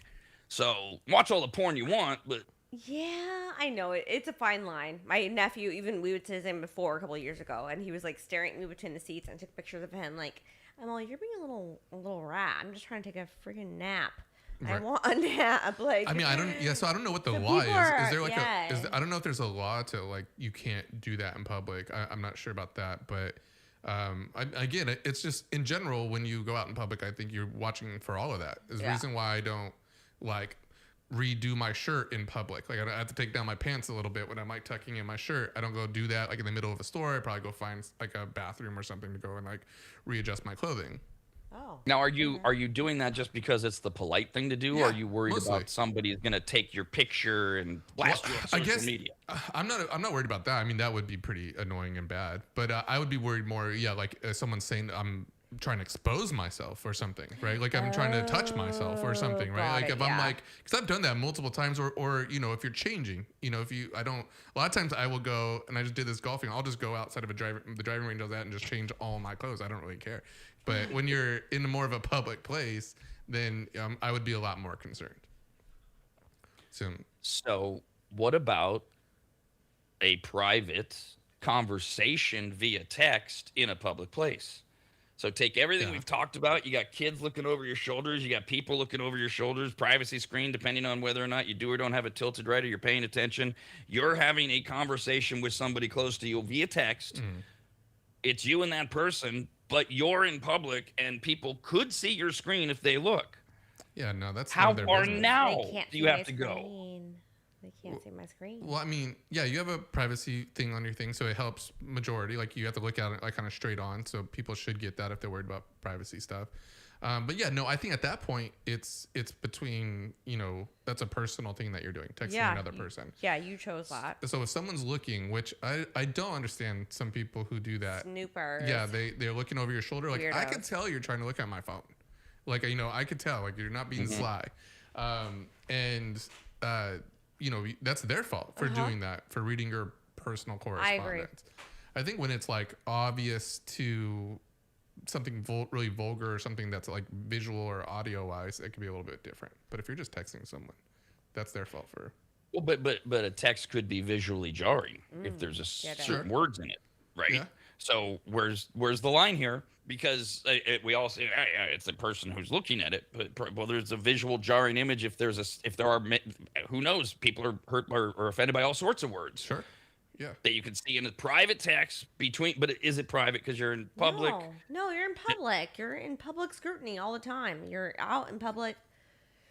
Take better protections for yourself. Do whatever you have to do to protect So yourself. you're saying like maybe like they're exchanging like images Well, there could be multiple things. on the phone, Rob? Like No. or just texting? Just What? words. Yeah. Just word. Then yeah, no, I Just think that's a If someone's private over your communication. shoulder, nah, get away. Someone can see it, but are you asking the question? Is it acceptable or is it criminal? What do you think about people who see the phone and what might happen to the person who's got the phone, who's sending these what he thinks are private messages and words, and he's using words that are offensive to this person, but all it takes is a picture, and then those words get out to millions of people if they go blast it on social media. Ugh, gross. Yeah, no, I mean, So back to we are. It sounds like we're at the point where it is our obligation to protect ourselves, to just accept that anything we might do on our phones might get blasted onto social media, will become publicly known, and then does our company fire us? Those kind of things, depending on how we speak privately with our friends. so I agree. I think you have to watch out for yourself all the time when you're in public. I mean, Agreed. just because you can't control what other people do, and that's really, I mean, again, it's not a legal issue anymore. This is more of a like, yeah, like, are you going to post it online? Like some of the things I see online, and I go, oh my god, if that was me, I would be the most embarrassed ever. Like if like someone is able to catch a video of me like that, and it happens all the time. So yes, be cautious of what you do in public, because what happens when you start acting out or acting crazy? What's the first thing that happens? Everyone pulls out their phone. Like everyone around, Yeah, they don't go wanna and get help or nothing. video. They just take a video of it. Yeah. And so and it's like clicks and all that. So you're definitely going up on YouTube. So the debate has gone viral because an American Airlines passenger was reported to the cabin crew after a fellow traveler spotted what that passenger thought was an offensive anti-Semitic message on the other person's phone during a flight from Miami to New York. Let's say, because I've seen the video, I've seen the pictures rather, I'm in the aisle seat. The guy who's in front of me and across the aisle. So he's in his aisle, I'm in my aisle, and I'm a Perfect row view. back. Yep, you got a How perfect- easy, right? Yep. It's totally easy. He's just sitting there on the armrest Yep. texting. He's I not watch thinking people's of me. movies all the time that they're watching Right. up there. Yeah. And he's texting a friend or a business. It'd be like Jeff and me texting you, because this person that was so offended posted all these screenshots that they took, Yeah. where they're zooming in on this guy's phone because he or she reported him to the airline. Didn't do anything. The airline, So what they they can't do did it. have to Yeah. file a report with the FAA. Just, this is and I guess you could make the case now this guy's got does a passenger have a report filed against him because of what he wrote? I don't know. Is it just stupid paperwork that they say, got? So though? they didn't do anything You're right. either way. And so she or he who took the pictures, they go viral. They post it. Can you believe this? What? Because anti-Semitism, big deal. Always a big deal, but it's really high again. And he is having an otherwise routine work exchange, which takes an ugly turn, quote, quote, when the traveler is seen writing and he's responding back and forth to his, I don't know, business partner, I'm guessing. And he says that he's going to take care of this guy once and for all. Okay. I mean, that's a phrase I've used in business before. Okay. Sure. I mean, yeah. Yeah. I mean, Okay. All it right. can mean Fine, multiple Jeff. things. I'll talk to Greg. I'll take care of Greg. Yeah. Fine. Once and for Anyways, all. instead of once and for all, maybe that's a little more ominous. a little bit, yeah, right, a little ominous. I don't know though that it's worthy of this type of reaction. In that, again, if I text Greg or if I text Jeff, fine, I'll take care of Greg once and for all. Should I be reported to authorities? No. No. Now, instead of a person's name, what this person used was an anti-Semitic slur. Begins with the letter K. It rhymes with dyke. And so it's an offensive term, certainly for Jewish people. Yeah. And is he Beyond. saying the guy's cheap, or is the guy even Jewish? Whatever. It's like the Jewish N-word. It's not good. Right. Canceled. Done. Bye. But he's just texting a friend or No, a fuck- business no, associate. It doesn't matter. Bye. It doesn't matter. No, It bye. doesn't matter. Bye. This guy Get should it. lose his livelihood over this. No, I don't think so. I mean, I think one, they shouldn't get reported to FAA or the airlines. I mean, again, this is like what we consider protected speech in general. If it's a really offensive, it sucks, and you should probably not avoid that. You should avoid that person. But again, if it's super offensive to the person who's seeing it, they might just have their own agenda, right? They're mad at them. They want to ruin If you're them. using a K word or No, I an get N it. word, that's not appropriate. It's Right. not But respectful. How it's do a you know private it's not conversation, appropriate? though. Yeah, but I. That's, Wait. How don't do it we in know? public. How do we know it's not appropriate? Because that's not. Never First of all, it's not. appropriate. That's not true. In the black community, the N word is wildly appropriate to half of them. To their friends. So yeah, to people. Yeah. what is the difference? You don't know that I'm not texting one of my best it's friends who's black who dicey. uses that word all the time. It's dicey. And well, that's why I think that's why I think it's Dicey's protected. different. Yeah, I think that's why the speech is protected because it could mean so many different things. Yeah. And you shouldn't be able to like lose your livelihood and stuff over it in a sense. But again, goes back to doesn't really matter what is right or what is wrong. It's what people do, and it's how people react around you. Absolutely. And when you're in public, I get you should be cautious of that. I hate to say it because you should be able to have a private conversation on your phone. And yes, a privacy screen probably would have helped really well there. You probably would not be able to Block see that screen out. Yes, the right. black So- screen. And so you can't control what other people do.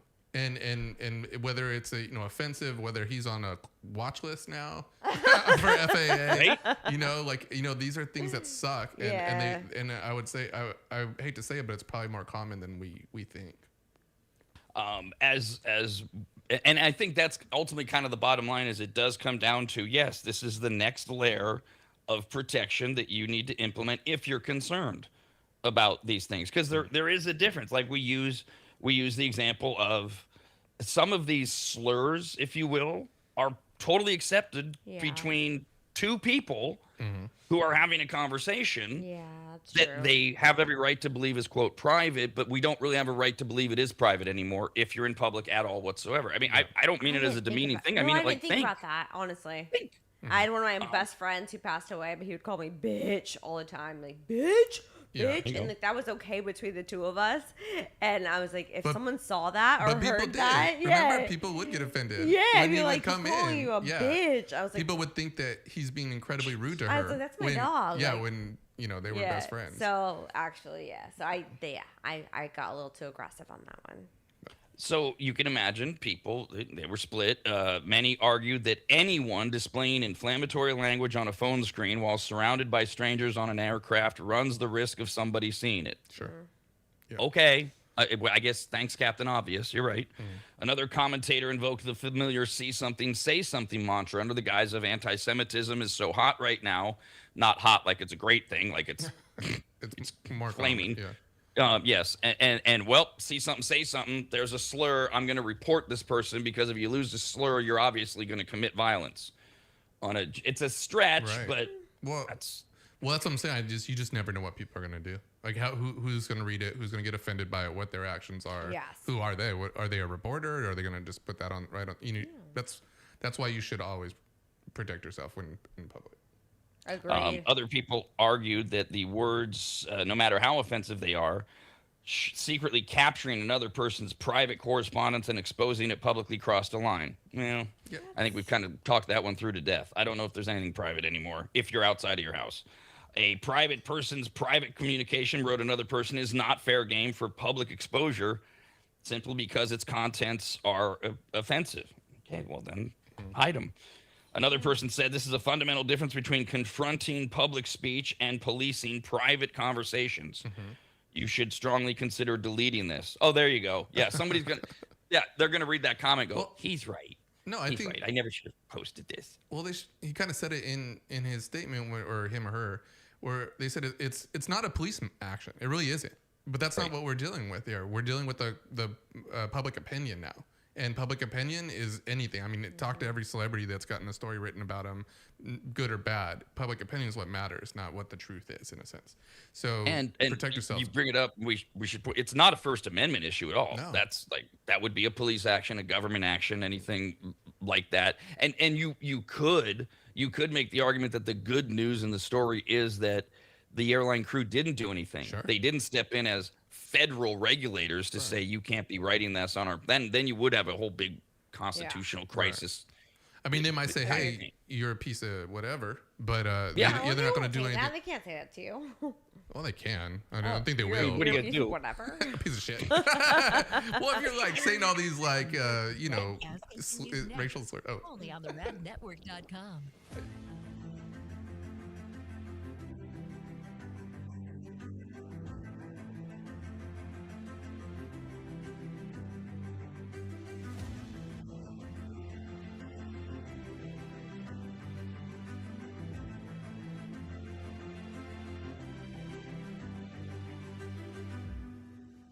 Longtime advertiser Sue Berry, that's Berry with an A, is more important now than ever. Sue and her team have been serving Northern Nevada and the outlying areas for 30 years, and her experience in both commercial and residential lending is vital as every day we're bombarded with news of interest rates, the market, the economy, and a bunch of other stuff that Sue can actually make sense of while everyone else's eyes glaze over. Now remember, it's Sue Berry with an A, B-A-R-R-Y, SueBerry.com. Most people think berry is spelled like a fruit or Halle Berry, but no, it's Sue Berry with an A, like soul singer Barry White's first name. I've heard people say. Stop that. Sue is a broker versus a retail lender, which means she can shop over 150 different lenders to get you the very best rate possible. And on average, someone who uses a broker like Sue saves over $10,000 per loan, which includes refinancing. And if you have a rate at 6.5% or higher, call Sue for a free quote now on a refinance. Sue Berry and her incredible team from Barrett Financial can be found at SueBerry.com. That's Berry with an A. I've been working with Sue and recommending her to you for years. All you need to do is call her now so she can get you pre-approved. Just call your residential and commercial lending expert, Sue Berry, at 775-843-9983. Oh, Rob, stop. You're going too fast. What was the number again? 775-843-9983. Or just head to SueBerry.com. The number's right there.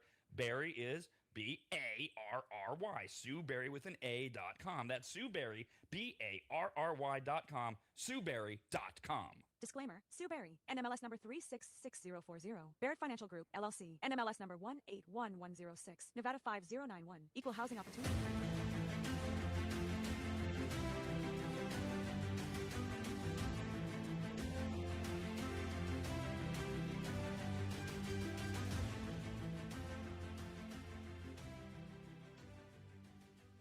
Longtime maggots will remember Greg from MAP. M-A-P, as in Maximum Athletic Performance, which guides you to better output through better ingredients, also known as nutrition. Greg has been on the RAD show many times and will be again, as he simplifies nutrition and helps us all understand what actually works when it comes to fueling our bodies, almost all of which can be found at maptrition.com. Every product is formulated with clinical precision and backed by science and purpose, and maptrition.com has something for every fitness level, even those of us who barely have a fitness level. With nearly 20 years as a nutritionist and a specialization in sports nutrition, Greg works with athletes and everyday individuals to optimize performance, energy, and overall health through smarter fueling strategies, all of which starts at maptrition.com. At the very least, we should all be taking daily multivitamins, and Greg has his formulated for exactly what a man or woman's body needs. Protein is in, but maybe instead of getting yours from mac and cheese with extra protein, you get it from maptrition.com. And of course, all things workout, training, and exercise are available as well. From pre-workout to creatine and other muscle builders to recovery supplements and more, all at maptrition.com. From morning breakfast essentials to post-workout recovery and everything in between, maptrition.com's full range of supplements, proteins, and wellness products are built to power your journey from start to finish. Check out all the products and find what's right for you and order it shipped to you, all at maptrition.com. That's maptrition.com.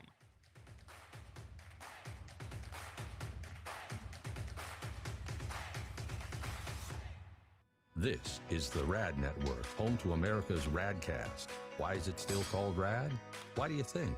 Because Rob already paid to trademark it. Email the show, radcast@theradnetwork.com.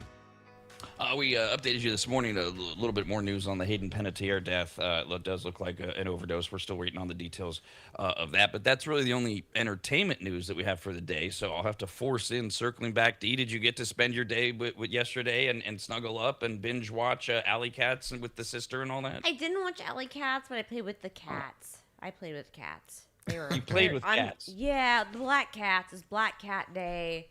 I had to have a yap with my sister. We had to have a good meeting of the minds, and I did not watch a show, but I was playing with my black cats.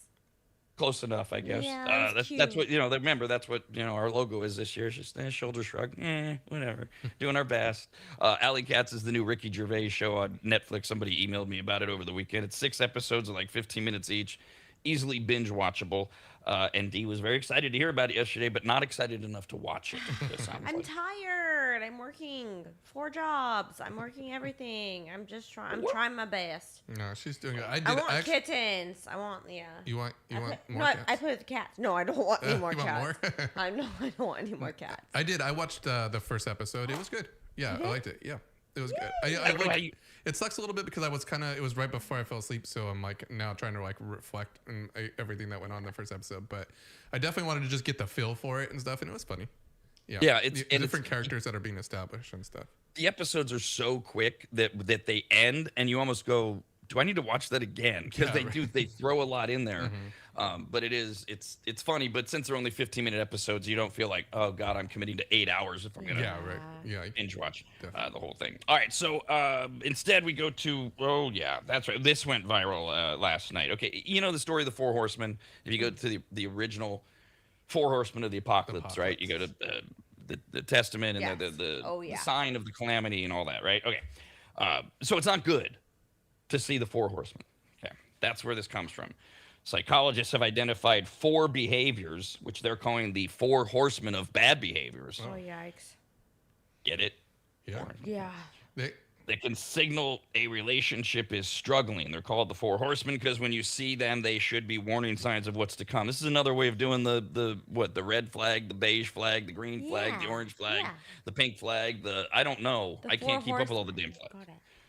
Green flags are good. What is beige? Beige is no opinion, indifferent. If you have a tan, I'm not sure. I'm not familiar with the flag system. Beige. You shouldn't be. You've been married for 10 years. You're not out there dealing with this stupid crap of that's a beige flag. Oh, it's a dating thing. Yeah. Oh, gotcha. Beige flag, green flag, red flag, yellow got it. flag. Okay, red flag. Okay, getcha. I was thinking about NASCAR. It used to just be red flags. It was like, oh, that he tortures animals as a kid and he drinks a 5th of Jack Daniels every day. That's a red flag. Now we have orange green and flags, yellow, orange, and then the good stuff is green and beige and beige is mid. It's just like it's at the couch. Like just drop it kind of thing. Right? Okay. Experts say that spotting these behaviors doesn't in and of itself mean a relationship is doomed, but hopefully you can learn from it and have healthier conversations moving forward. Isn't that everything? Mm-hmm. What would Sorry. help? What would help? Here we go. There are the 4 horsemen in a relationship.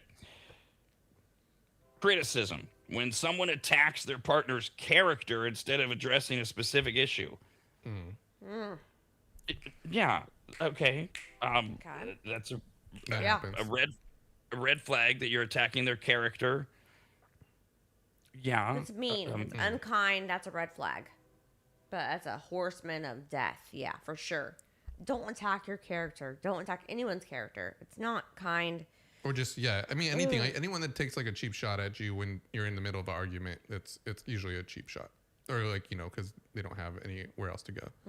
Yes, and also the presumption of because this is your opinion, you are therefore this type of person. There's another one that's big, right, and has really been big over the last 10 years. Unfortunately, most of them are political based. But if you're having a spirited discussion and like we just were about the First Amendment and somebody says, well, this is why we have a Second Amendment, and somebody goes, Trumpster. What? I owned guns before he was even president. So those things, all of those things, yes. Now, I think probably you allow, as things go, a couple of these in those really dirty, awful moments and that they apologize for, right? That's the key. We all say stupid stuff at various times. When you call them on it, do they apologize? Or they go, no, you really are a dirt-sucking whore. That's It happens.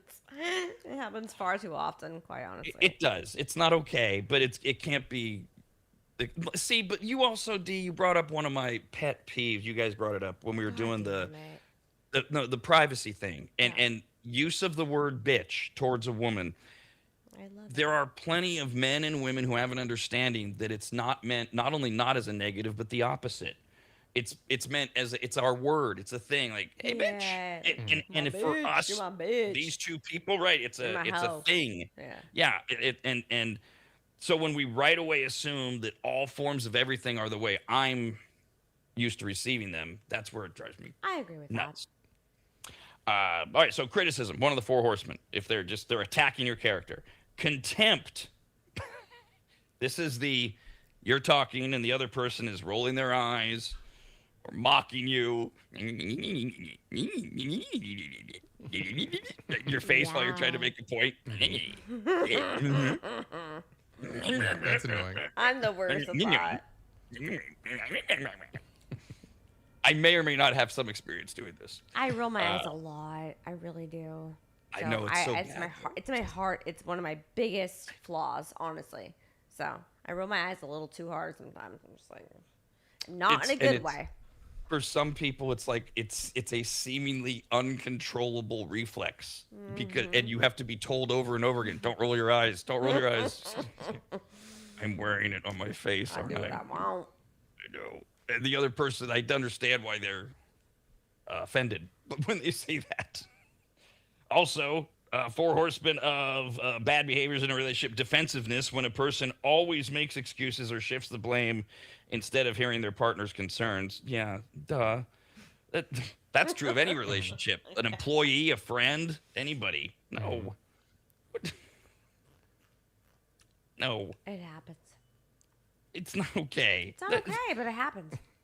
Why do I feel like sometimes that we're putting out articles and studies for 8-year-olds? Like, we have to explain basic, fundamental ways you treat other human beings. I don't know. There's a lot of immature adults out there still, though. Yeah. I know. Yeah. That's the problem. Right. I mean, like, you would think that we're more advanced, but sometimes you see things and you're just like, nah, we're not.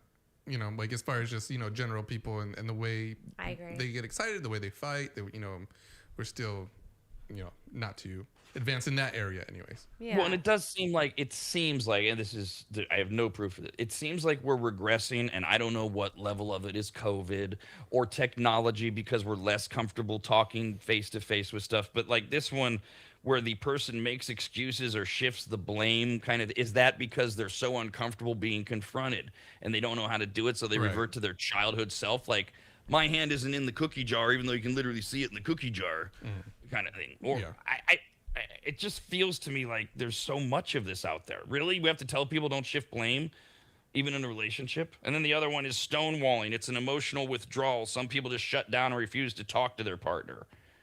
Yeah, it's a Well, common it's one quiet too. time. You have to have quiet time. I think that's more positive.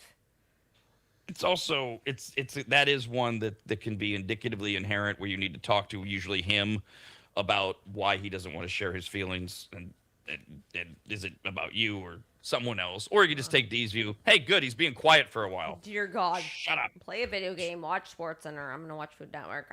Leave me alone. Like, legit. Let's be quiet. There's a place for that. The cooling off period. Yeah. But you do have to address the feelings eventually, don't you? I mean, that's eventually, but that's a part of being in a relationship, is having to address things, and having a friendship or relationship. You have to address things personally, and yeah, it's good to cool off. It really is. Right. That's the other thing is that I found is you have to address them, but not always right now at this minute on one person's schedule. Make a list. The other person has the ability to say, I hear you, I understand why this is important to you, and I know I'm not going to give you a good response, so I'm going to need this amount of time to give you the proper attention that it needs. Yes. And the other person has to be able to say, I'm holding you to that. Thank you. Yes. And then you can go away and cool off, and you got to follow through. That's the other thing. A time and a place, yeah. Yes. Right. Right. Maybe, texting me during the middle of my radio show that you're mad or something is not good. ideal. Not conducive for success, for sure. So so let's go the other way then. Another story came out. They asked married. By the way, this can just be long-term relationships. I'm so protective of people that are like, you don't have to be married. It's okay. I don't know why we have to wave the flag. Married couples share bizarre hacks to keep peace. Well, what about somebody just been together for 20 years? Do they not count? So I always throw that in. Long-term couples, little things that they say keep the peace. And these are a lot more intelligent than like, don't ever go to bed angry. No, actually, sometimes you should go to bed angry, because it's better than winding up in a fist fight with each other. Just stupid blanket statements. But some of these are funny.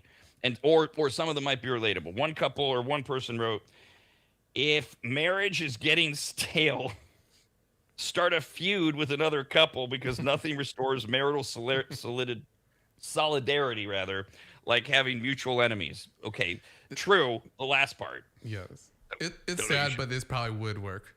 I mean, like, not with me, but it would work. I think it does work in general. Like, if you do have a common enemy, then, yeah, you kind of look at the other person a lot more endearing. Give up their faults a little bit more. I've seen it. I've had it happen to me. Again, you shouldn't. I don't think that it's a reason to pick a fight with a random stranger couple or whatever you're doing here. But I have seen. It's not like, oh, we just need to have a kid and it'll make the relationship better. That's kind of a pretty weird choice.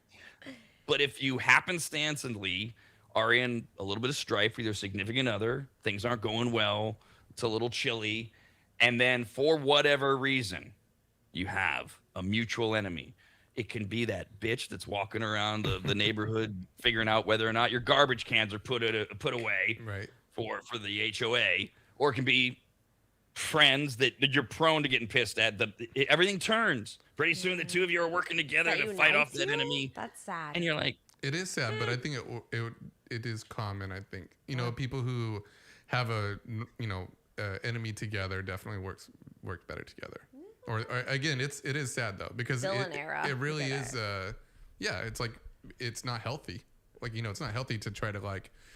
Like we're gonna take your on shit. we're gonna take on the what's it called, the homeowners association or something like that. Like I don't think it's ever really smart, but I'm sure. well, not if you're doing it intentionally to like improve your closeness. Okay. But the idea of here comes this random enemy that we both are already united against, that can like it's a universal chance to cool off your stupid fight, because you usually learn later that most of our fights are stupid or started for stupid reasons and then really bad things were said.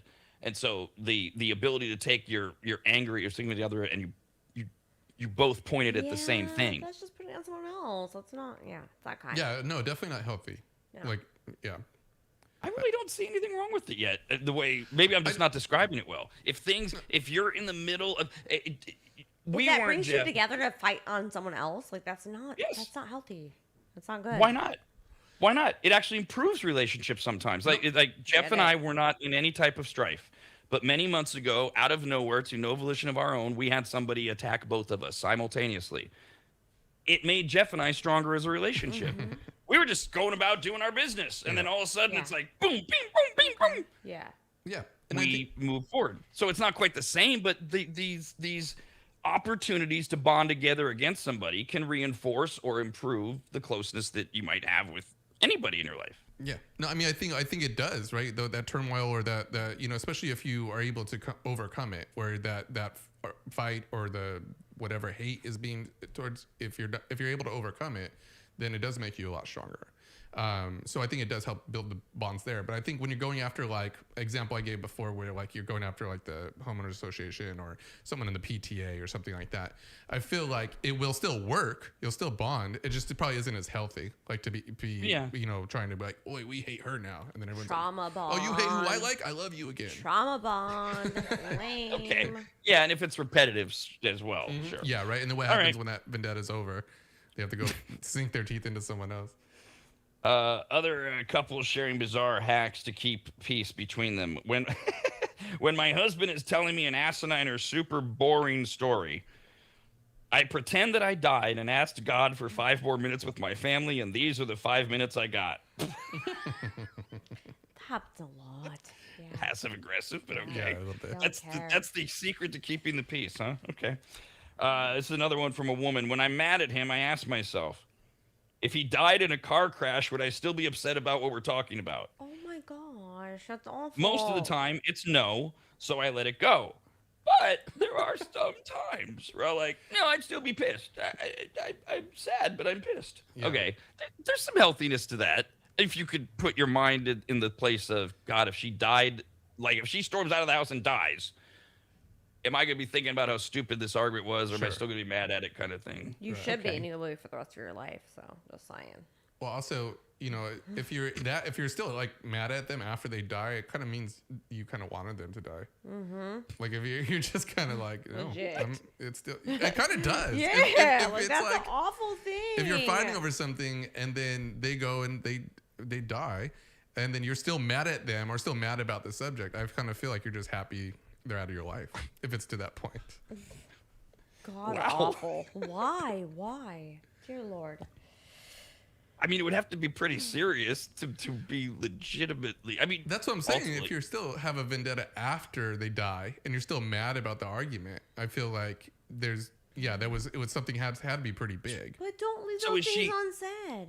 Like, don't. Is don't. she? Well, yeah. I mean, I certainly agree with that. But I had an opportunity to get everything out in my case. But is she saying? Is she trying to say, Jeff? The version of that is, even though she throws in the funny thing, is if you think about would I be happy if they died tomorrow? The answer is no. Then stop making a big deal out of everything. Yeah. I mean, there might be a lesson in Right. there. Exactly. That's Okay. the opposite view. I mean, Yeah. not the opposite view, but the different direction.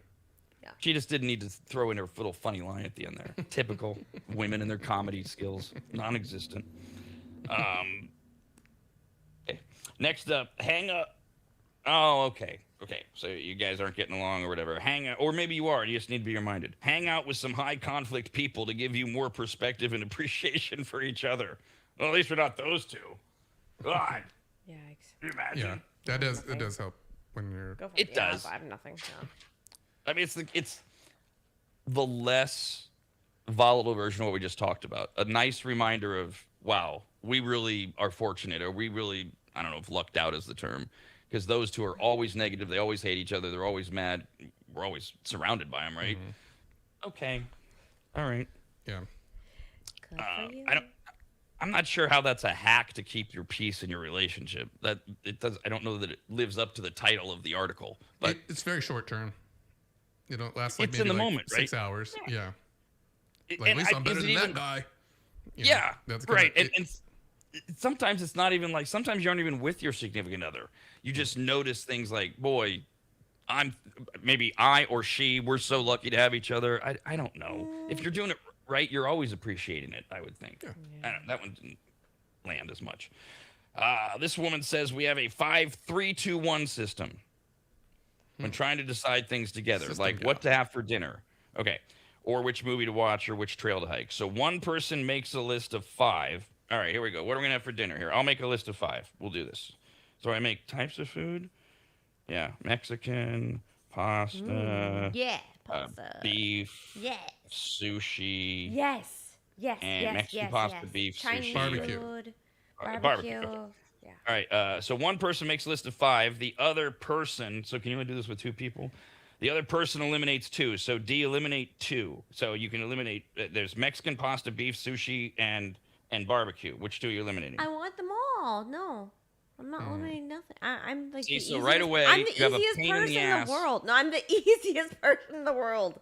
I give everyone my formula. I love pasta. I love sushi. I love No, beef. as far as the game is concerned, what 2 would you remove? I would not. You have to. You're playing a game. That's like saying you wouldn't play your reverse card in Uno. You Sure. have to play. I don't You must do play. that. I'm kind. Jeff, go to Jeff because I'm I'll not. say I'm not sushi well. and You don't eat fish. yeah, and what was Mexican the first one? pasta, What- beef, or barbecue. Whatever the beef was, probably. Just get rid of beef. No yeah, steak. let's get rid of that. Okay. No. One person makes a list of 5. The other person eliminates 2. The first person, that's me. Now I have to eliminate 1.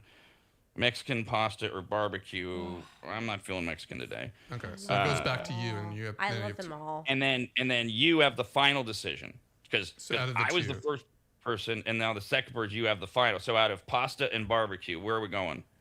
Pasta. Hey, you're out. You wouldn't even play, bitch. I know, motherfucker. I know. Yeah, I'm just saying, I love pasta. I love beef. I'll say I pasta. Love That's probably what I was sushi, gonna say, anyways. Okay. I love all of those foods.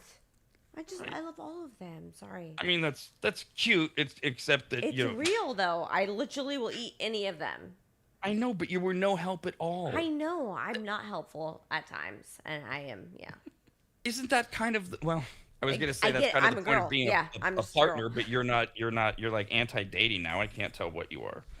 I'm just a So pasta is always settled up. pasta. Ooh, I love on. pasta. Because like some of these, I get this actually. I think there's some fun elements here. I think this could be something. Let's see. Let's see. I know I'm forgetting like a big one here.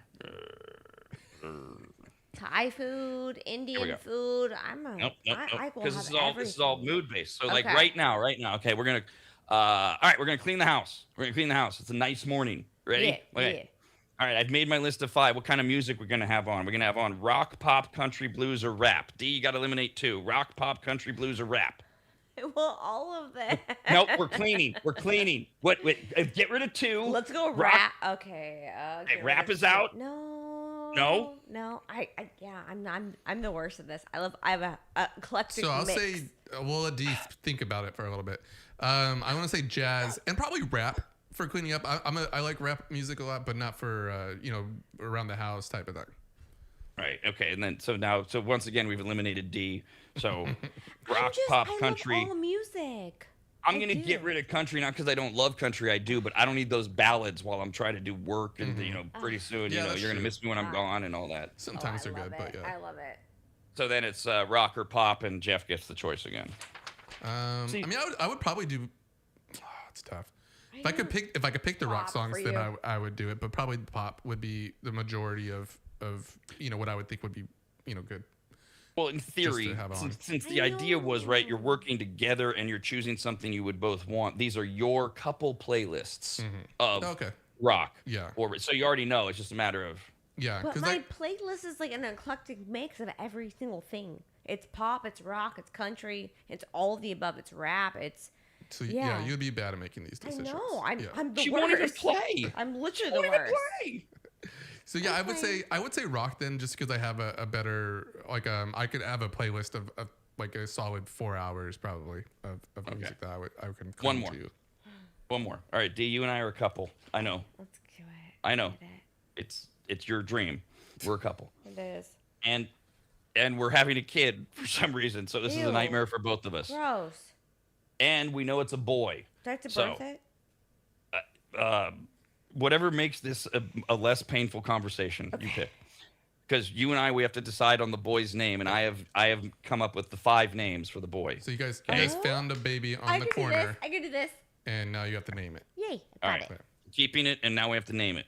So I come up with the first 5. Okay. Yeah. And you have to eliminate 2.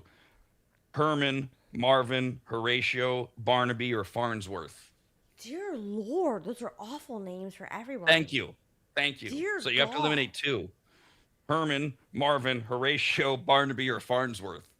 Barnaby. That's a Okay. circus. And what was the first one? Yeah, what was, Herman. Yeah, that was Herman. bad. Yeah. Get rid of Herman? Yeah. Herman. No Barnaby. No Herman. All right. So then I get to get rid of 1 between Marvin, Horatio, and Farnsworth. See, now Marvin's the Marvin, most no. normal. So I'm getting rid of that. So now D, is our kid going to be Horatio or Farnsworth? Farnsworth. There we go. Sounds- See, it works. See, now that one. That seemed like a Deeply. Marvin baby to me, to be honest with you. I know. I was really hoping for a Marvin baby. Really? Yeah, little Marvin. Really? Oh, Yeah. little Marvin. Starving Marvin. Baby Marvin. No. Couple more from established couples, their bizarre hacks to keep the peace. My sister-in-law told me sometimes she'll order groceries. Then she'll tell the family she's going to go buy groceries, and she'll go to the parking lot and nap for 2 hours. Get it. Get it, And just boo. pick 'em Get up it. At curbside. Get your nap. Like, do it. I mean, I don't have much experience with this because I don't have children, but I do hear these things pop up where people are having to do things like that to escape, just to get alone time for a couple hours. Because the old cliche used to be the bathroom, right? You'd hide in the bathroom for 20 minutes, but now you have all these possibilities. Oh, yeah, I'm going to go shopping. Yeah, I'm never hiding in the bathroom. I'm just taking a shower or just trying to have some quiet time. But yeah, a parent, they need time. Get it. Yep. Sleep in the parking lot. Somebody wrote, we just moved out of a house back into an apartment. It's been amazing for our marriage. Less responsibilities, less resentment, more time together. I've heard these stories. The downsizing thing, how much you can handle. But the idea, do we need all this space? And then you get closer. And there's if you've been together a while, there's that weird memory of, oh, remember when we started out? And we were just in a little apartment and everything. We were so happy. And we equate like the size of the apartment to how happy we were. Maybe it was the infatuation of being together. Yeah. Yeah. Legit. That, and then also like downsizing just depends on what the reason is, right? Like, I mean, if you're downsizing because you have a big home and it's a little too much to take care of, especially if it's just you 2 people, and you're going to find something that's smaller to easily able to manage, then that makes sense. You know, if you're doing it because of financial reasons or for other things, then that just like hurts a little bit more. Right. Every day you resent it more Right. as you trip over things that are in the way. Exactly. Yeah. Before you're like, oh, this is a perfect, cute little thing that we got us into, No, and it then is. when you can't afford it, you're just like, or when you're doing it because you can't afford it, you're just like, Yeah. this place sucks. Solid Garbage. rat. Yeah. Going the wrong way in life. Right. Man. Yeah, but yeah. This is a good trick. A husband said a bizarre hack to keep I don't know why they say keep the peace. This is supposed to be more like actively creating a better relationship. He says when she will go out to dinner or travel with friends, call the restaurant or hotel and surprise them with a bottle of champagne, round of drinks, etc. They love when you're thinking about them, and making them look good in front of their friends doesn't hurt either. All true. That's so kind and sweet. If someone called me or like, you're at this hotel, here's a bottle, let's get it, babe. Like, go for it. Like, have a glass of champagne, enjoy your trip. That's amazing. That's cute. It is. Just beware that you might set a precedent. And the first time you don't do it. You set your own standards. Babe, I just wanted to check. I checked into the room like 2 hours ago, and there's no there's no champagne or flowers. Don't start it then. Don't start if you don't want to finish it. I will call the manager immediately. Right. Jesus. All right, last one. Create a ghost who lives in your house who you can blame things on and instead of each other. It allows us to address minor annoyances without nagging. Our ghost is named Jermaine, and we'll do things like, God damn it, Jermaine keeps leaving the cupboard doors open. Accountability. I'm not Just sure. say accountability. Yeah, I'm not sure if yeah, that's it's gonna like, work too much. I have a dog, who farts a little bit, but you know. We used the dogs to be passive aggressive because our Yeah. dogs have voices. And so instead of saying the ghost did it, instead Sarge will walk in the living room. Sorry, Mom. No, Dad took longer because you left all the damn doors open or whatever. Trust, That way. Trust and that way. believe. It's the dog that's I Just screw it. criticizing. Yeah, the That's dog. passive The dog aggressive. is a ghost. Yeah. Exactly. Whatever works. Yes, exactly. America's It is. Radcast continues next, only on the radnetwork.com.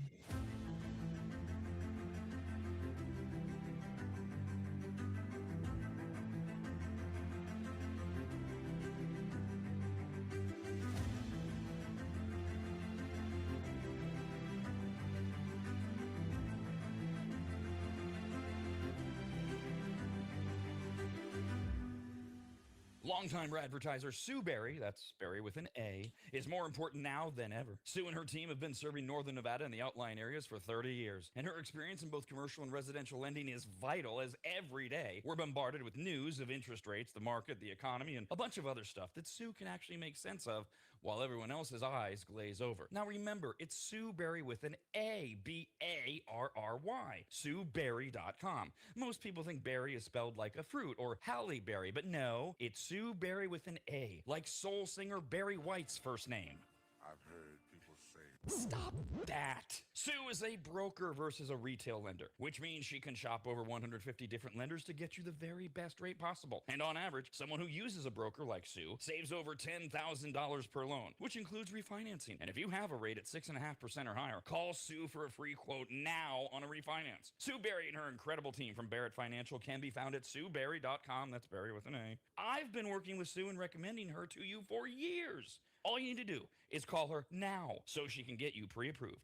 Just call your residential and commercial lending expert, Sue Berry, at 775-843-9983. Oh, Rob, stop. You're going too fast. What was the number again? 775-843-9983. Or just head to SueBerry.com. The number's right there. Berry is B-A-R-R-Y. Sue Berry with an A.com. That's Sue Berry, B-A-R-R-Y.com. SueBerry.com. Disclaimer, Sue Berry, NMLS number 366040. Barrett Financial Group, LLC, NMLS number 181106, Nevada 5091, Equal Housing Opportunity.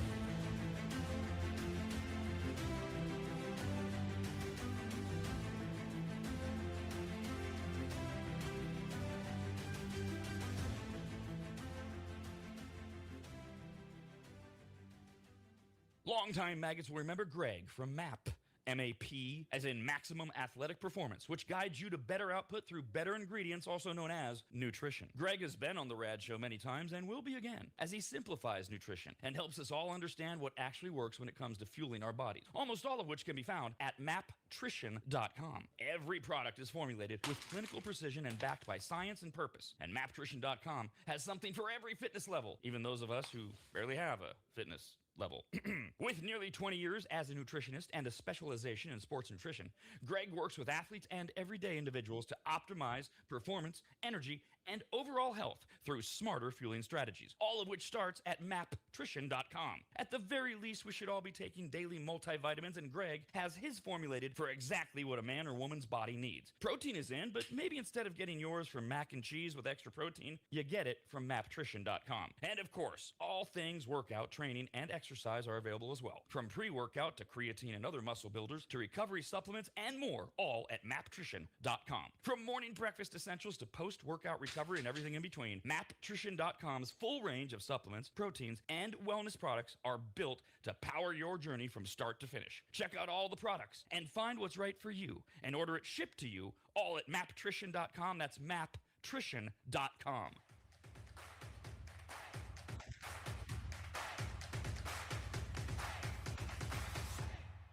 This is the RAD Network, home to America's RAD Cast. Why is it still called RAD? Why do you think? Because Rob already paid to trademark it. Email the show, radcast@theradnetwork.com. Earlier this morning, we did the holiday pile. We mentioned that occasionally while we're doing food news, the holiday pile will come in while we're doing the holiday pile. Then food news comes in as we head towards fall and Halloween and Thanksgiving and Christmas. So the two will interject. So we did the holiday pile, but now we have to do food news. It's different entirely.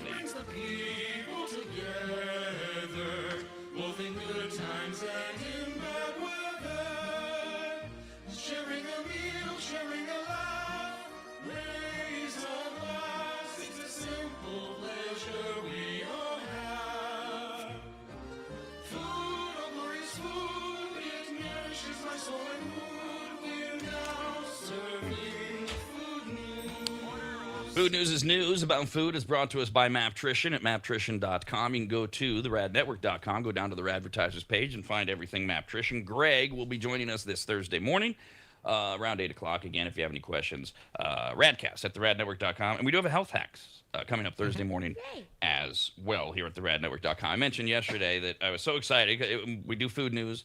I should probably take better notes. I get excited again to go to the grocery store and go, oh, I'm going to find something we talked about. And then I forgot. But the King's Hawaiian people, I remember they had the cinnamon roll bites. Banana. No, he cinnamon wants the roll banana. bites. He wanted cinnamon And roll. so I ordered them, and I got the banana instead. Pretty delicious. Oh, you got the banana instead. Because my Instacarter's an idiot. No, I didn't even open them. I'm not going to try these things. I want these are them for you. in my mouth. D. I want Remember, them. and I remember when we talked about this. You're supposed to you open it and then you're supposed to sprinkle this stupid sugar on them and shake it up. Put in the oven, the air fry that bitch, and then it'll be delicious. I'm not gonna lie. So they didn't get me the cinnamon roll bites, but I did get the Oreo cinnamon roll cookies, which are a limited edition. These I haven't tried yet, but I promised I would. All right, so yellow. I love it. Okay. It's a Yellow vibe. cookie. Get it. Okay. Get it. Does it taste like a Well, vanilla that's wafer? Is that what it is? No, away from. That's what. Well, that's what I'm thinking. That's what I was thinking it might taste like. Okay. Or at least the cookie part. At least the. Oh. Yeah. Oh boy. It's good. All right. Yeah. Wow. Headphones No. are crazy. We all know I have a sugar problem lately, so it's easy to say, oh, well, he's gonna like anything with sugar. These are very good. No, I love Oreos. Oreos are fire. Well, Legit, like they're fire. So get and it. I've been on a cinnamon roll kick lately too. A lot of Cinnabon. Oh, those are good. Oh my god. How you DoorDash those? Instacart, yeah, same What? thing, right? No. Like Cinnabon? No. Oh the- yeah, Oh. you can do Cinnabon. Oh, yeah. I've never done You can do, that. and you know how we talk about like most fast food doesn't travel well. Well, Cinnabon's smart. They've got these. You intentionally buy them to microwave them up, and they're made. Oh, they're yeah. so good. So Jeff, we were talking last week about how many cookies you can eat. So what are there's 3 sleeves here. Like I might finish this pack today. These are so good. crazy. Don't That finish deep. a pack. That's crazy. I wouldn't That's even diabetes. ever dream to. Maybe like I could do 1 rack. Maybe. You could for sure. That In a would, day? yeah, but I mean, I would probably like in a sitting, like maybe like an hour or something with some milk. I wouldn't come back to them again like With the like milk? later that Yeah. day or something. These things are gonna get destroyed later by me. Get it. Wow. Get it. No, I love Cinnabons. I legit love Cinnabons, and I love the center ones. They just have the center of the Cinnabon, and it's just the gooey, ooey, perfect part in the middle, and it's delicious. And they have those you can DoorDash and microwave or air fry them too. I didn't know that. Do Oreo cookies microwave? Can you heat these? I would not recommend that. You know, I actually went to the I've doctor tried. yesterday. I've lost 4 pounds in the last 6 months. So I don't know what the sugar's doing, but I'm consuming way too much. I'm trying of to it. gain 5 pounds, so yeah. I protein shake. Greg from So where'd my Mathematician. 5 pounds go? If it didn't go to you, who got I'm it? trying to gain pounds, so I got I know. protein shake. I got some poundage for you. Yeah. Oh, it went to Jeff instead of D. I'm sorry. doing better, but I'm still not. Yeah, still got it. Got the weight on me. Yeah. Protein shake. All right, next up get these away from me. I'll just keep eating them. I want it in my mouth. I really Next do. up in the food news pile. Okay, so we've talked before. Brown eggs, white eggs. There's no difference. No difference at all in health. Even though people walk around saying brown eggs are better for you, they're the exact same. What about red apples, green apples?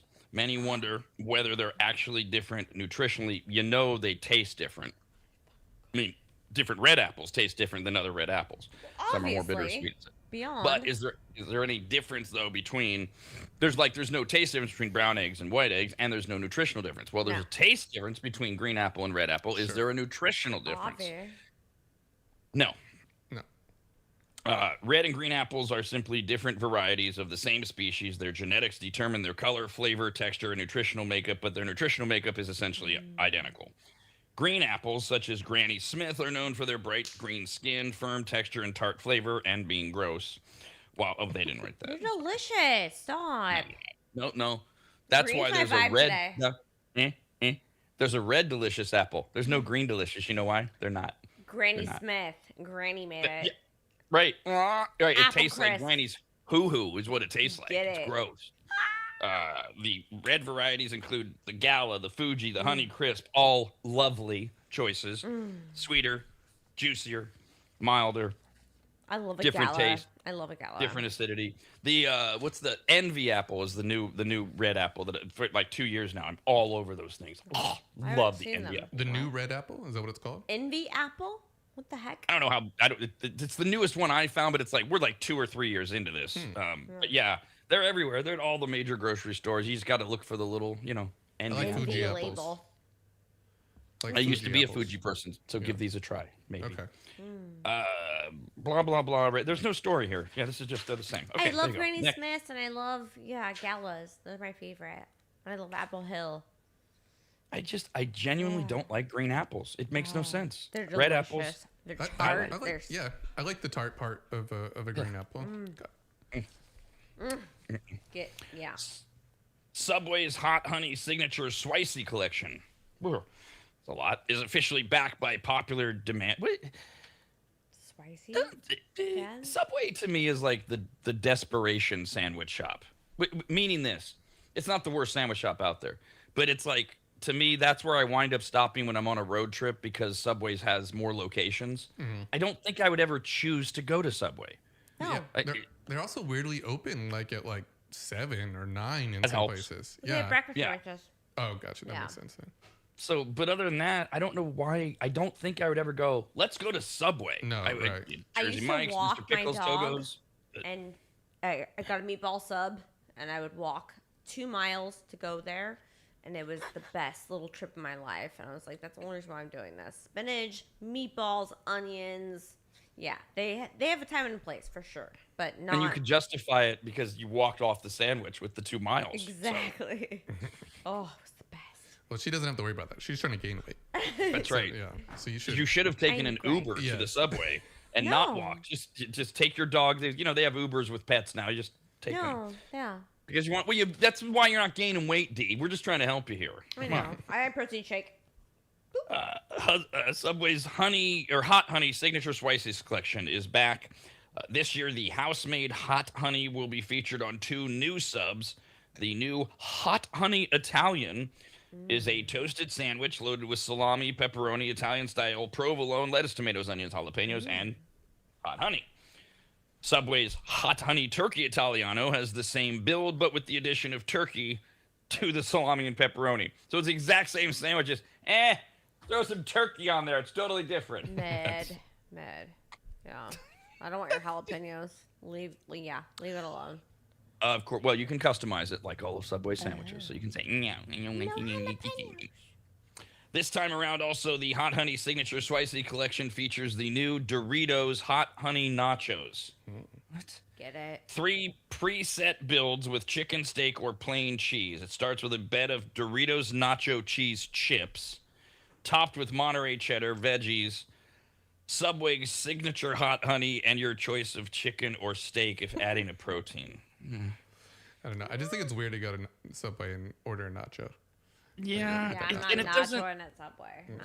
look. I get the whole like how we take the sandwiches and we turn them into a bowl, right? The inside out sandwich kind of thing. I don't need it poured onto nacho chips, Doritos nacho chips. This is fine. Like I make a ghetto nacho thing with Doritos and just ground beef made in like taco meat, right? Yeah. And then you just throw on whatever, scallions and cheese.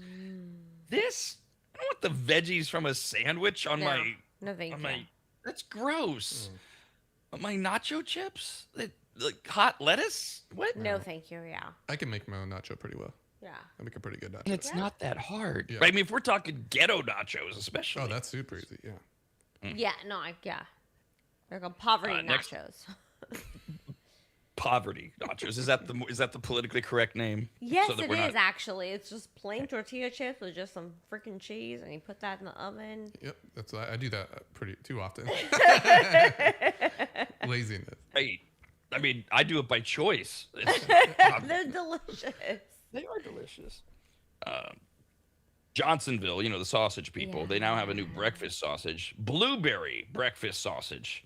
Includes sweet and tart dried blueberries sweetened with sugar and brown sugar, making for what they describe as a sausage link that tastes like biting simultaneously into a sausage and a blueberry pancake or muffin at the same time. I die. I have blueberries right now. I have a whole pack of blueberries. I've been eating them all day. Oh my God. Let's go. Were you just thinking that what's missing is a sausage? I don't need sausage, but it'll fit.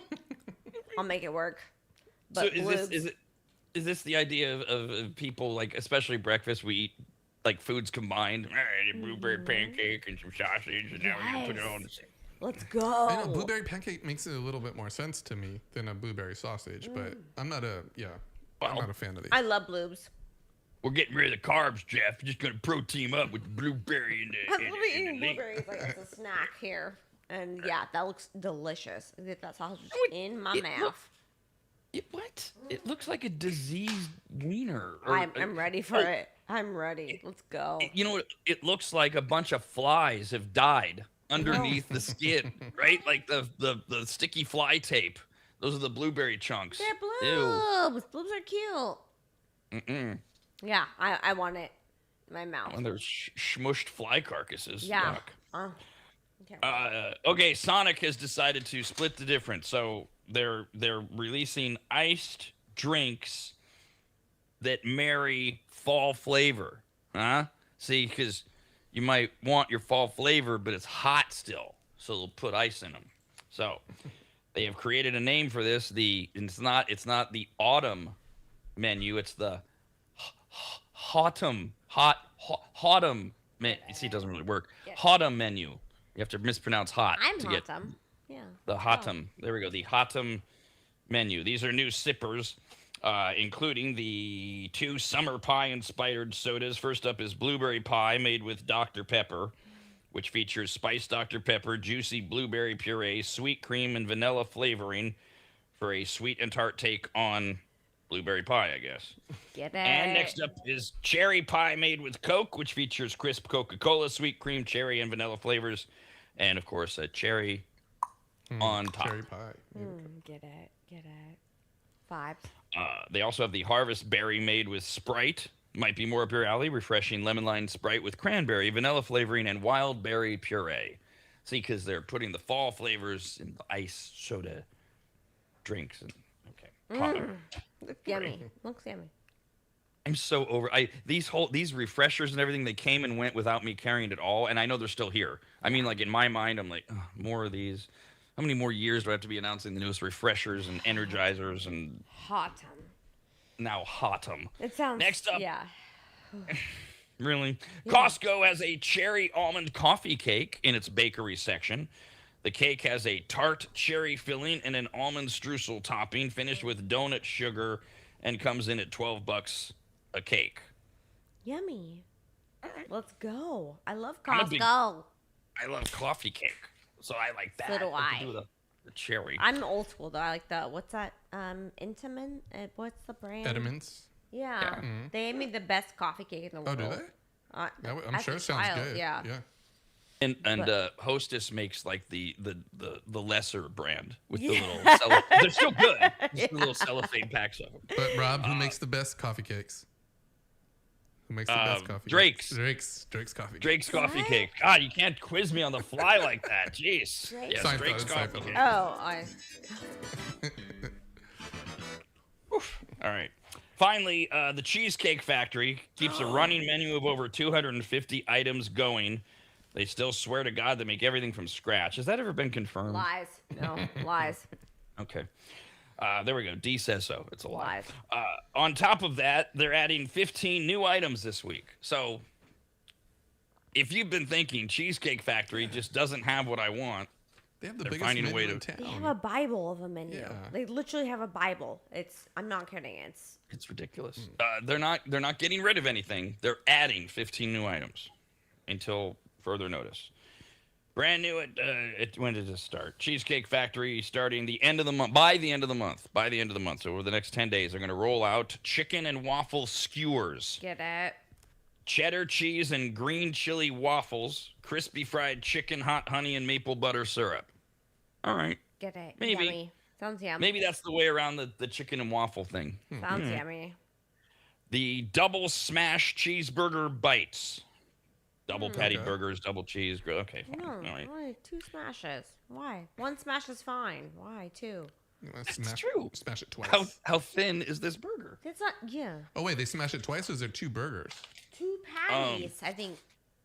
Is what he's saying. Double smash cheeseburger bites are double Oh, patty bites. burgers. Yeah. Double patty burgers. Okay. So but they're still. Oh, yeah, No me gusta. Yeah. Eating his Well, go ahead, cookies. talk amongst yourselves. Yeah, I know. I That's couldn't what I wait was more about fun. to say that. No, Another cinnamon roll cookie. I like the taquitos at Cheesecake Factory. Taquitos? They don't. The They're like heck? little ones. They're like a little fancier than what you would get at like Adalberto's or something. But I like them. Weird. Yeah. You didn't just talk bad about Adalberto's, did you? Oh, No, dear I said they're God. different than the ones that you get at Adalberto's, like the long, So, like, a really deep fried ones. Basic ass, like Yeah. not an avocado roll, nothing. Like no. They have so Uh, many. They have an eclectic menu. I just talked about literally one item I vibrant. like. Okay. I didn't say that's the only thing I like. Got though. it. Yeah. Got it. It's just one thing. Rob was eating a cookie. I I thought, was what do I just- like at Dear Cheesecake Factory? God. That's your favorite Now- thing? now- That's what I get there. I like the Chinese chicken salad there Oh. as well.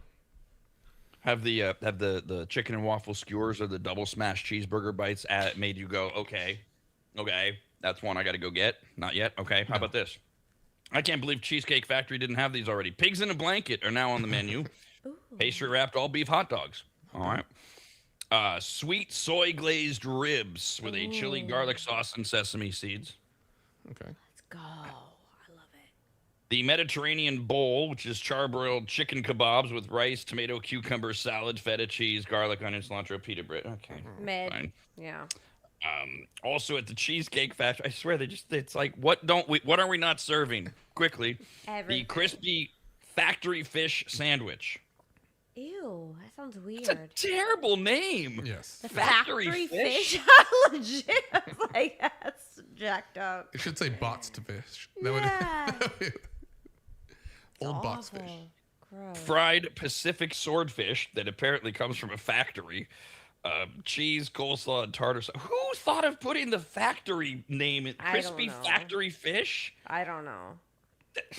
That's a miss. Like, legitimately a miss. I'm like, a factory fish? Mm-hmm. I don't want a factory fish. Why are we at? Because there's another one, the like fish. blackened No. factory fish. Why are we advertising it's a factory Is fish? it because What it's am I Cheesecake missing? Factory? Is that what they're calling a factory fish? doesn't Because I've never heard that matter. term before. Disgusting. Okay, yes, it probably is, but do we really want to conjure up the image of a factory when we're talking? I know you're at the Cheesecake Factory, I get it, but that's that's a miss. You're probably right. That's all it is. That's all I know. What else do they have? Okay, then they have 3 new cheesecakes. First we'll do the drinks. Pineapple Coconut Dream, that's their dirty soda with pineapple, coconut, and sweet cream. The Peach Bellini Spritz, the Raspberry Sour, the White Sangria, the Lava Flow Punch. Those are all new at the Cheesecake Factory. Now, your 3 cheesecakes are the modern cheesecake. Oh, I see what they did here. What? Shaved beef with melted cheese and grilled onion on a toasted sesame roll. See, it's a modern cheese steak. Oh, cheese not steak. A cheese I would say. cheese steak. Sounded like a horrible cheesecake. I was like, dear God, is there cream cheese in there? Like, I was worried. They threw that in there. There's the Brownie Crunch Chocolate Cheesecake. Okay. Which is milk and white chocolate marbled cheesecake on a crunchy toffee brownie. Yummy. And then they also have a shakshuka omelet. What?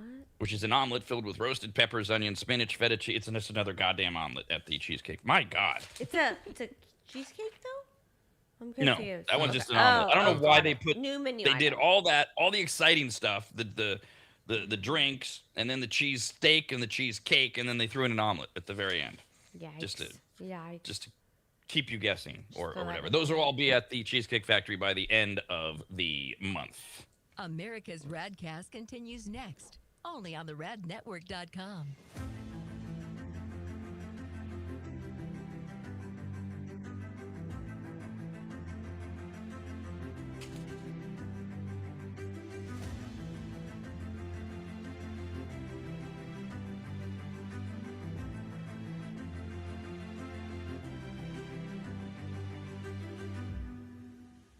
It's that time of the year again, spring cleaning time. Much like New Year's resolutions, spring cleaning is something we swear we're going to get to and then we never follow through on. And one of the reasons is how overwhelming it can be. You start to clean up, and then pretty soon you realize you have way more trash than you can just throw into your bins and put at the curb for the garbage company. You have enough junk that you need to make a half dozen trips to the dump, and then you go, oh, we don't even own a truck. Nor do you have the time or the energy, so you just say screw it again and no spring cleaning. So this year, call my man Corey from QuickDumpsters.com. Quick is spelled wrong on purpose. It makes him stand out. Plus, it makes you think of chocolate milk. QUIK Dumpsters.com. Quick Dumpsters, QUIK Dumpsters.com is their website. Corey and his team came to my house recently, hauled away dozens of boxes filled with just stone-cold trash, unusable and worthless old vacuum cleaners, appliances that couldn't be fixed, and just random crap from around the house. QuickDumpsters.com. Quick is QUIK. We're in and out of my place in less than 30 minutes. They checked in with me multiple times to make sure they were taking the right stuff. They were friendly, kind, professional, and finished off the job by making the house cleaner than when they started. And this may be the best part.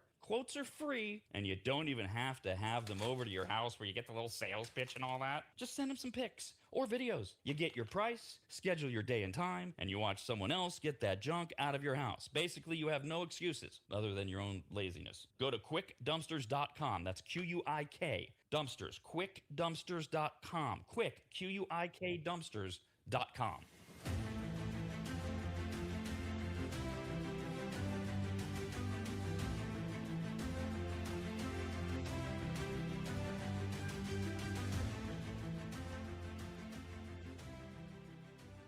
Longtime maggots will remember Greg from MAP.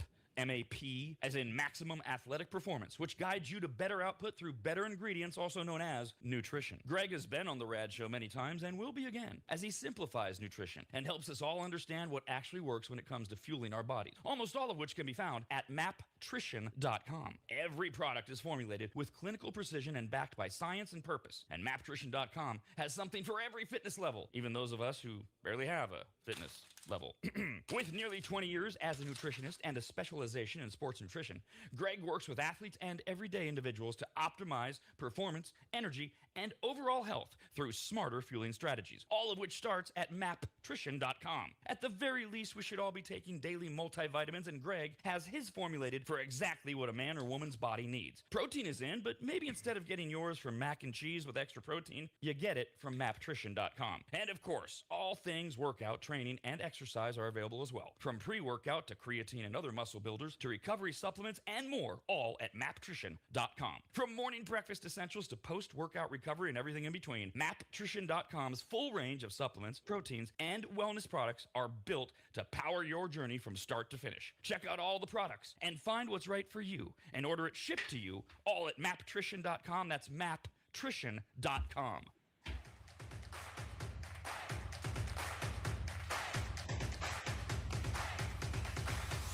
This is America's RAD Cast.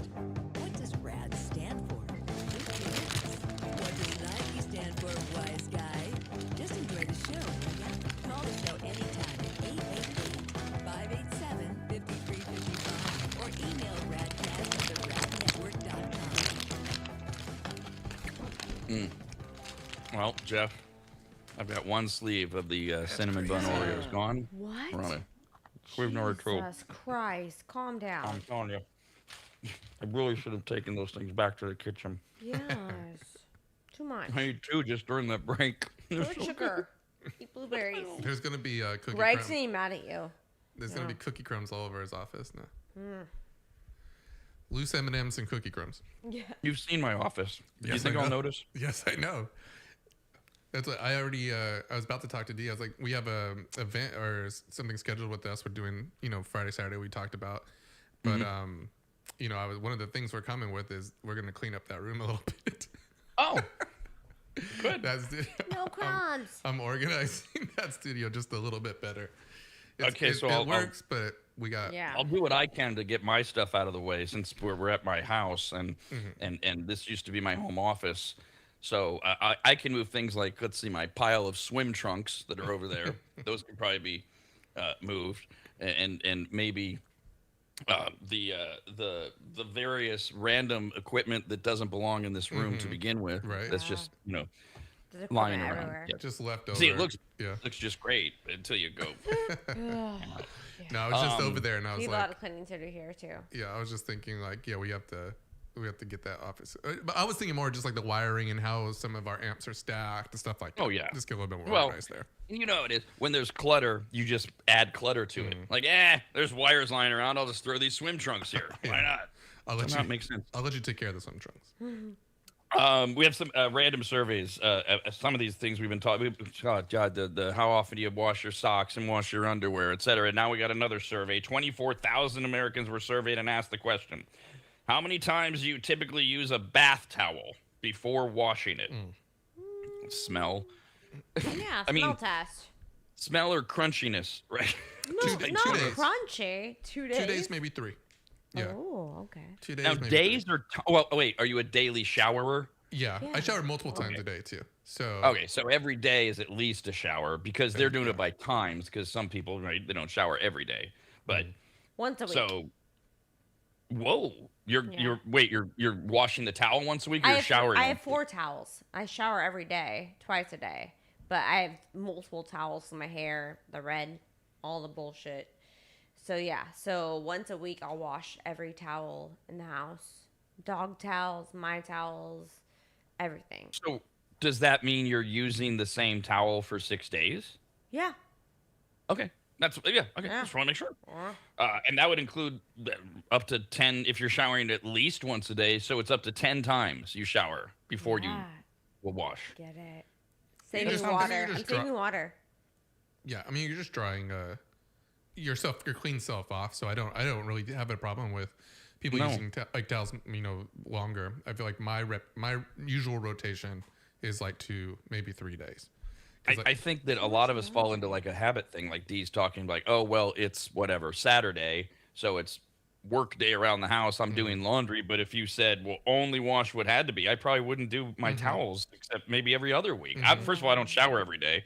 I'm like an every other day shower. And it really is it's the stink and the crunchiness. It's like Of the towel? My towel's never crunchy or stinky. Do you leave it on the floor? Tide Pods. no, Not of you, course sorry. not. Oh, I was Yeah. like, heck no. I was about to say, why does it get all stinky and Okay, crunchy? towel-y. I mean, South how? Park. I don't know. Maybe at that towel I used 18 times. I Okay. don't know.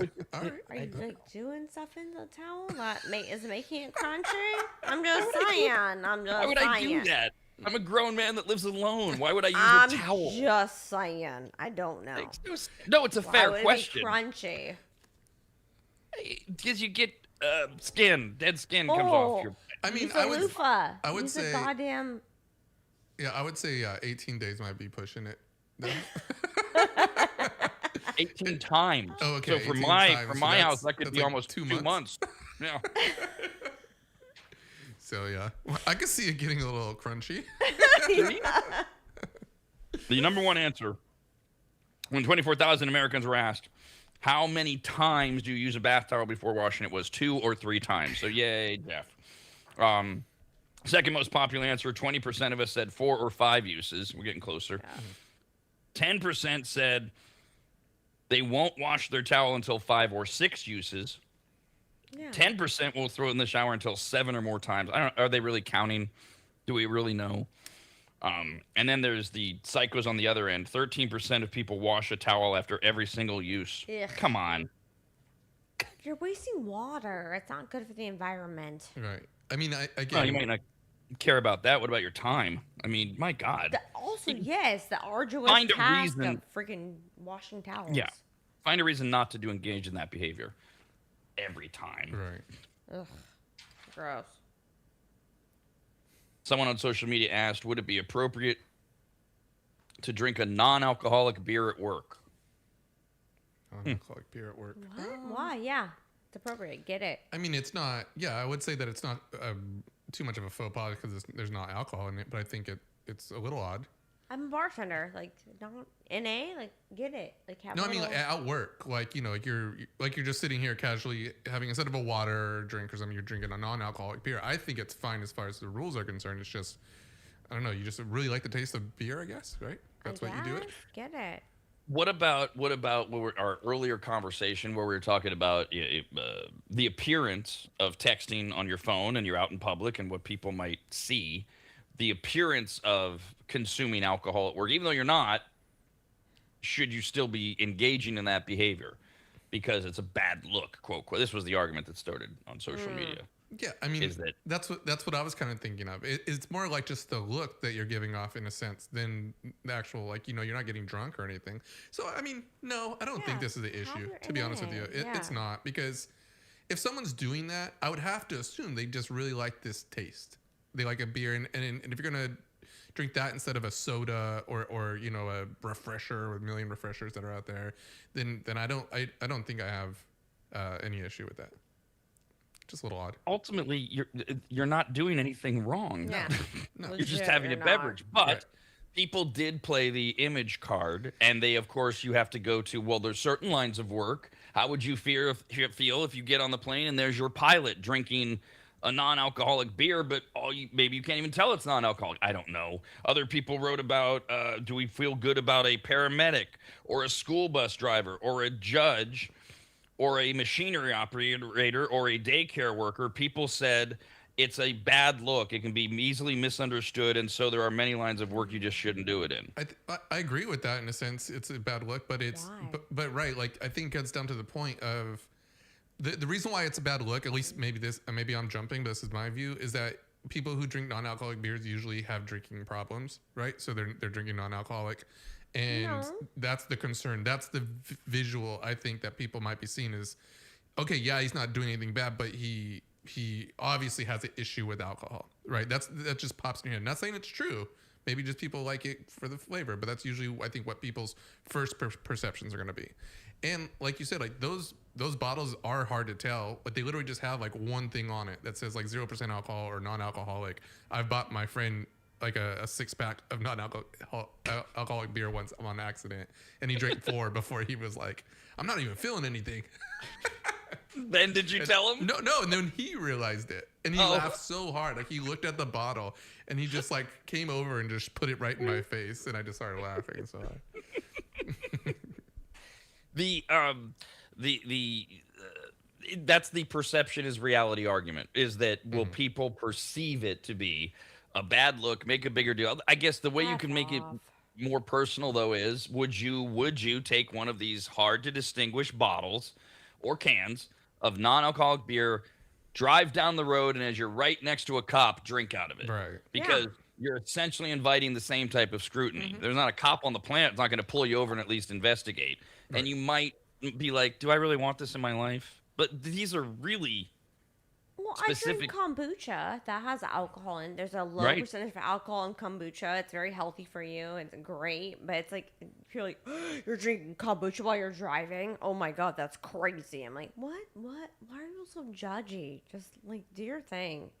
Well, Drink your in that case, non-alcoholic. Have your kombucha. the understanding there is they're judgy in that you're consuming. They want to make the case you're consuming alcohol while driving from an open container. That's Yeah. the case they want to make. Yeah, there's labels on them. So I mean that's where the judginess comes in. We're not supposed to do that. No.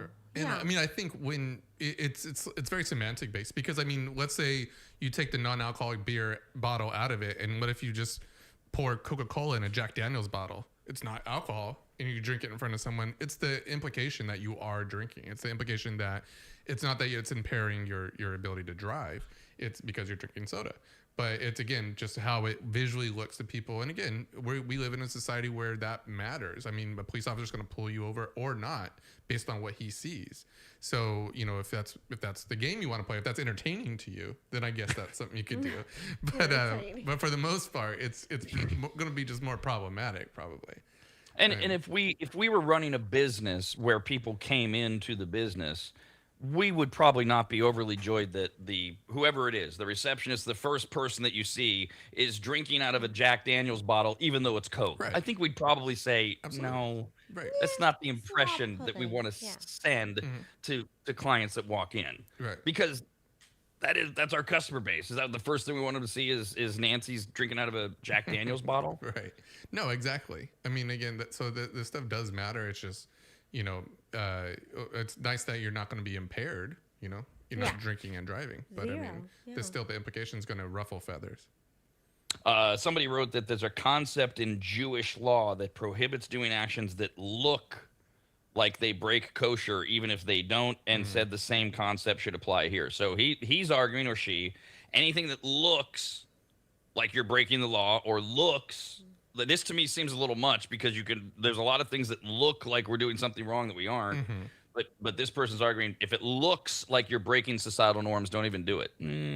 Right. I mean, I break societal norms all the time, but you still play that risk, right? You're going to get that risk of, again, is a police officer going to see you? Is a citizen or someone going to report you, depending on what you're doing or what they're concerned about? So if you're like, I mean, I had a neighbor get called for breaking into his own house. You know, the police literally came to me and said like, hey, we caught this guy breaking his house. Like, no, he lives there. Like, so, I mean, he needed a neighbor to pretty much tell him like, no, this guy does live here. So the look of things, and maybe he had something in his pockets he shouldn't have or something like that. You know, that's how you kind of don't want the implication to mess you up. We know, did another neighbor call on him? Yes. Yeah. Well, it must have you? been. No, I didn't know what was going on. I was going to knock on the door.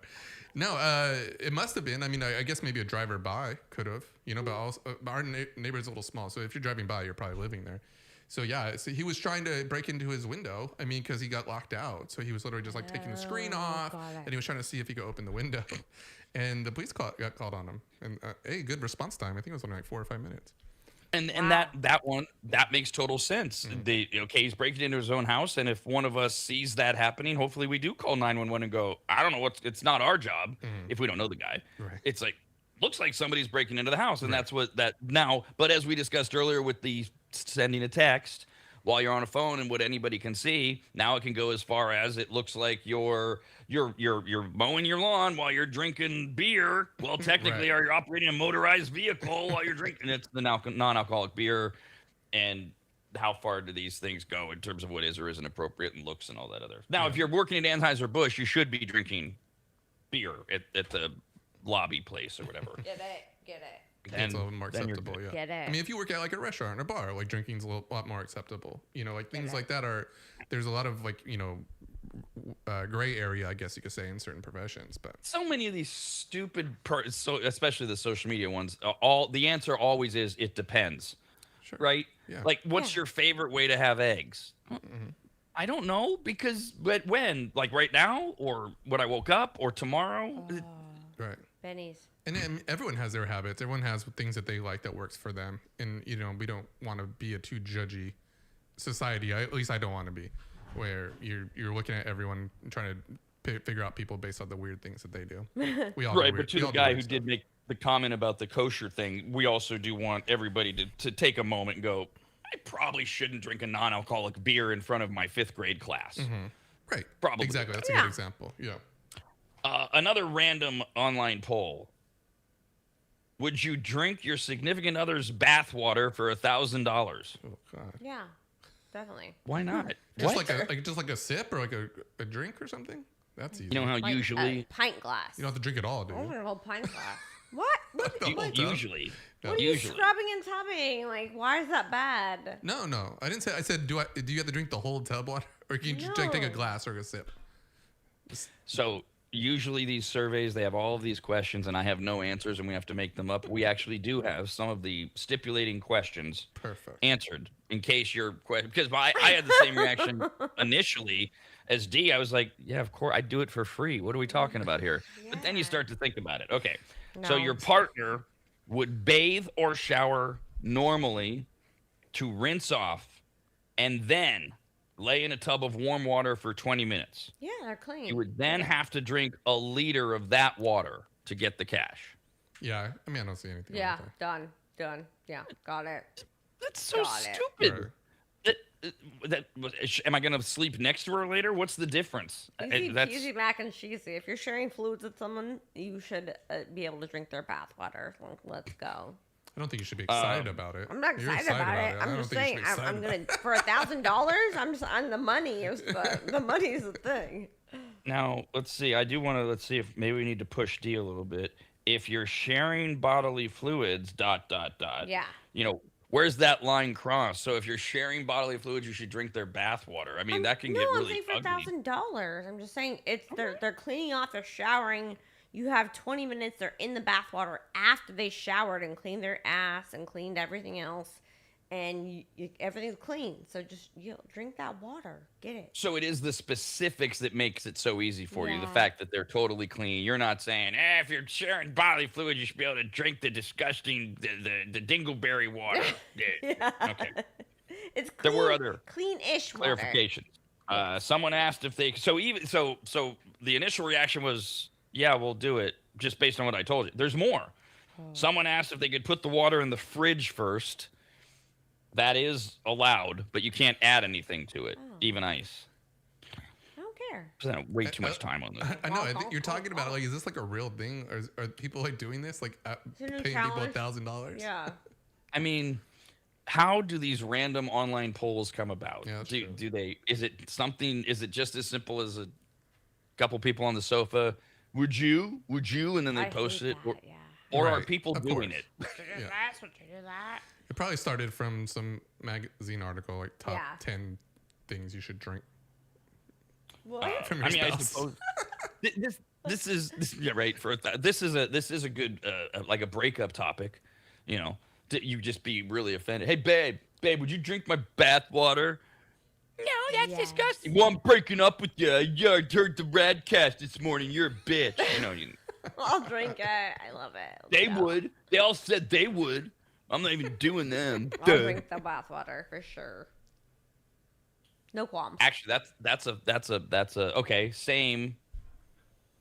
Everything the same. They shower normally, rinse off, and then they lay it. Would you do it for a stranger's bath water? No.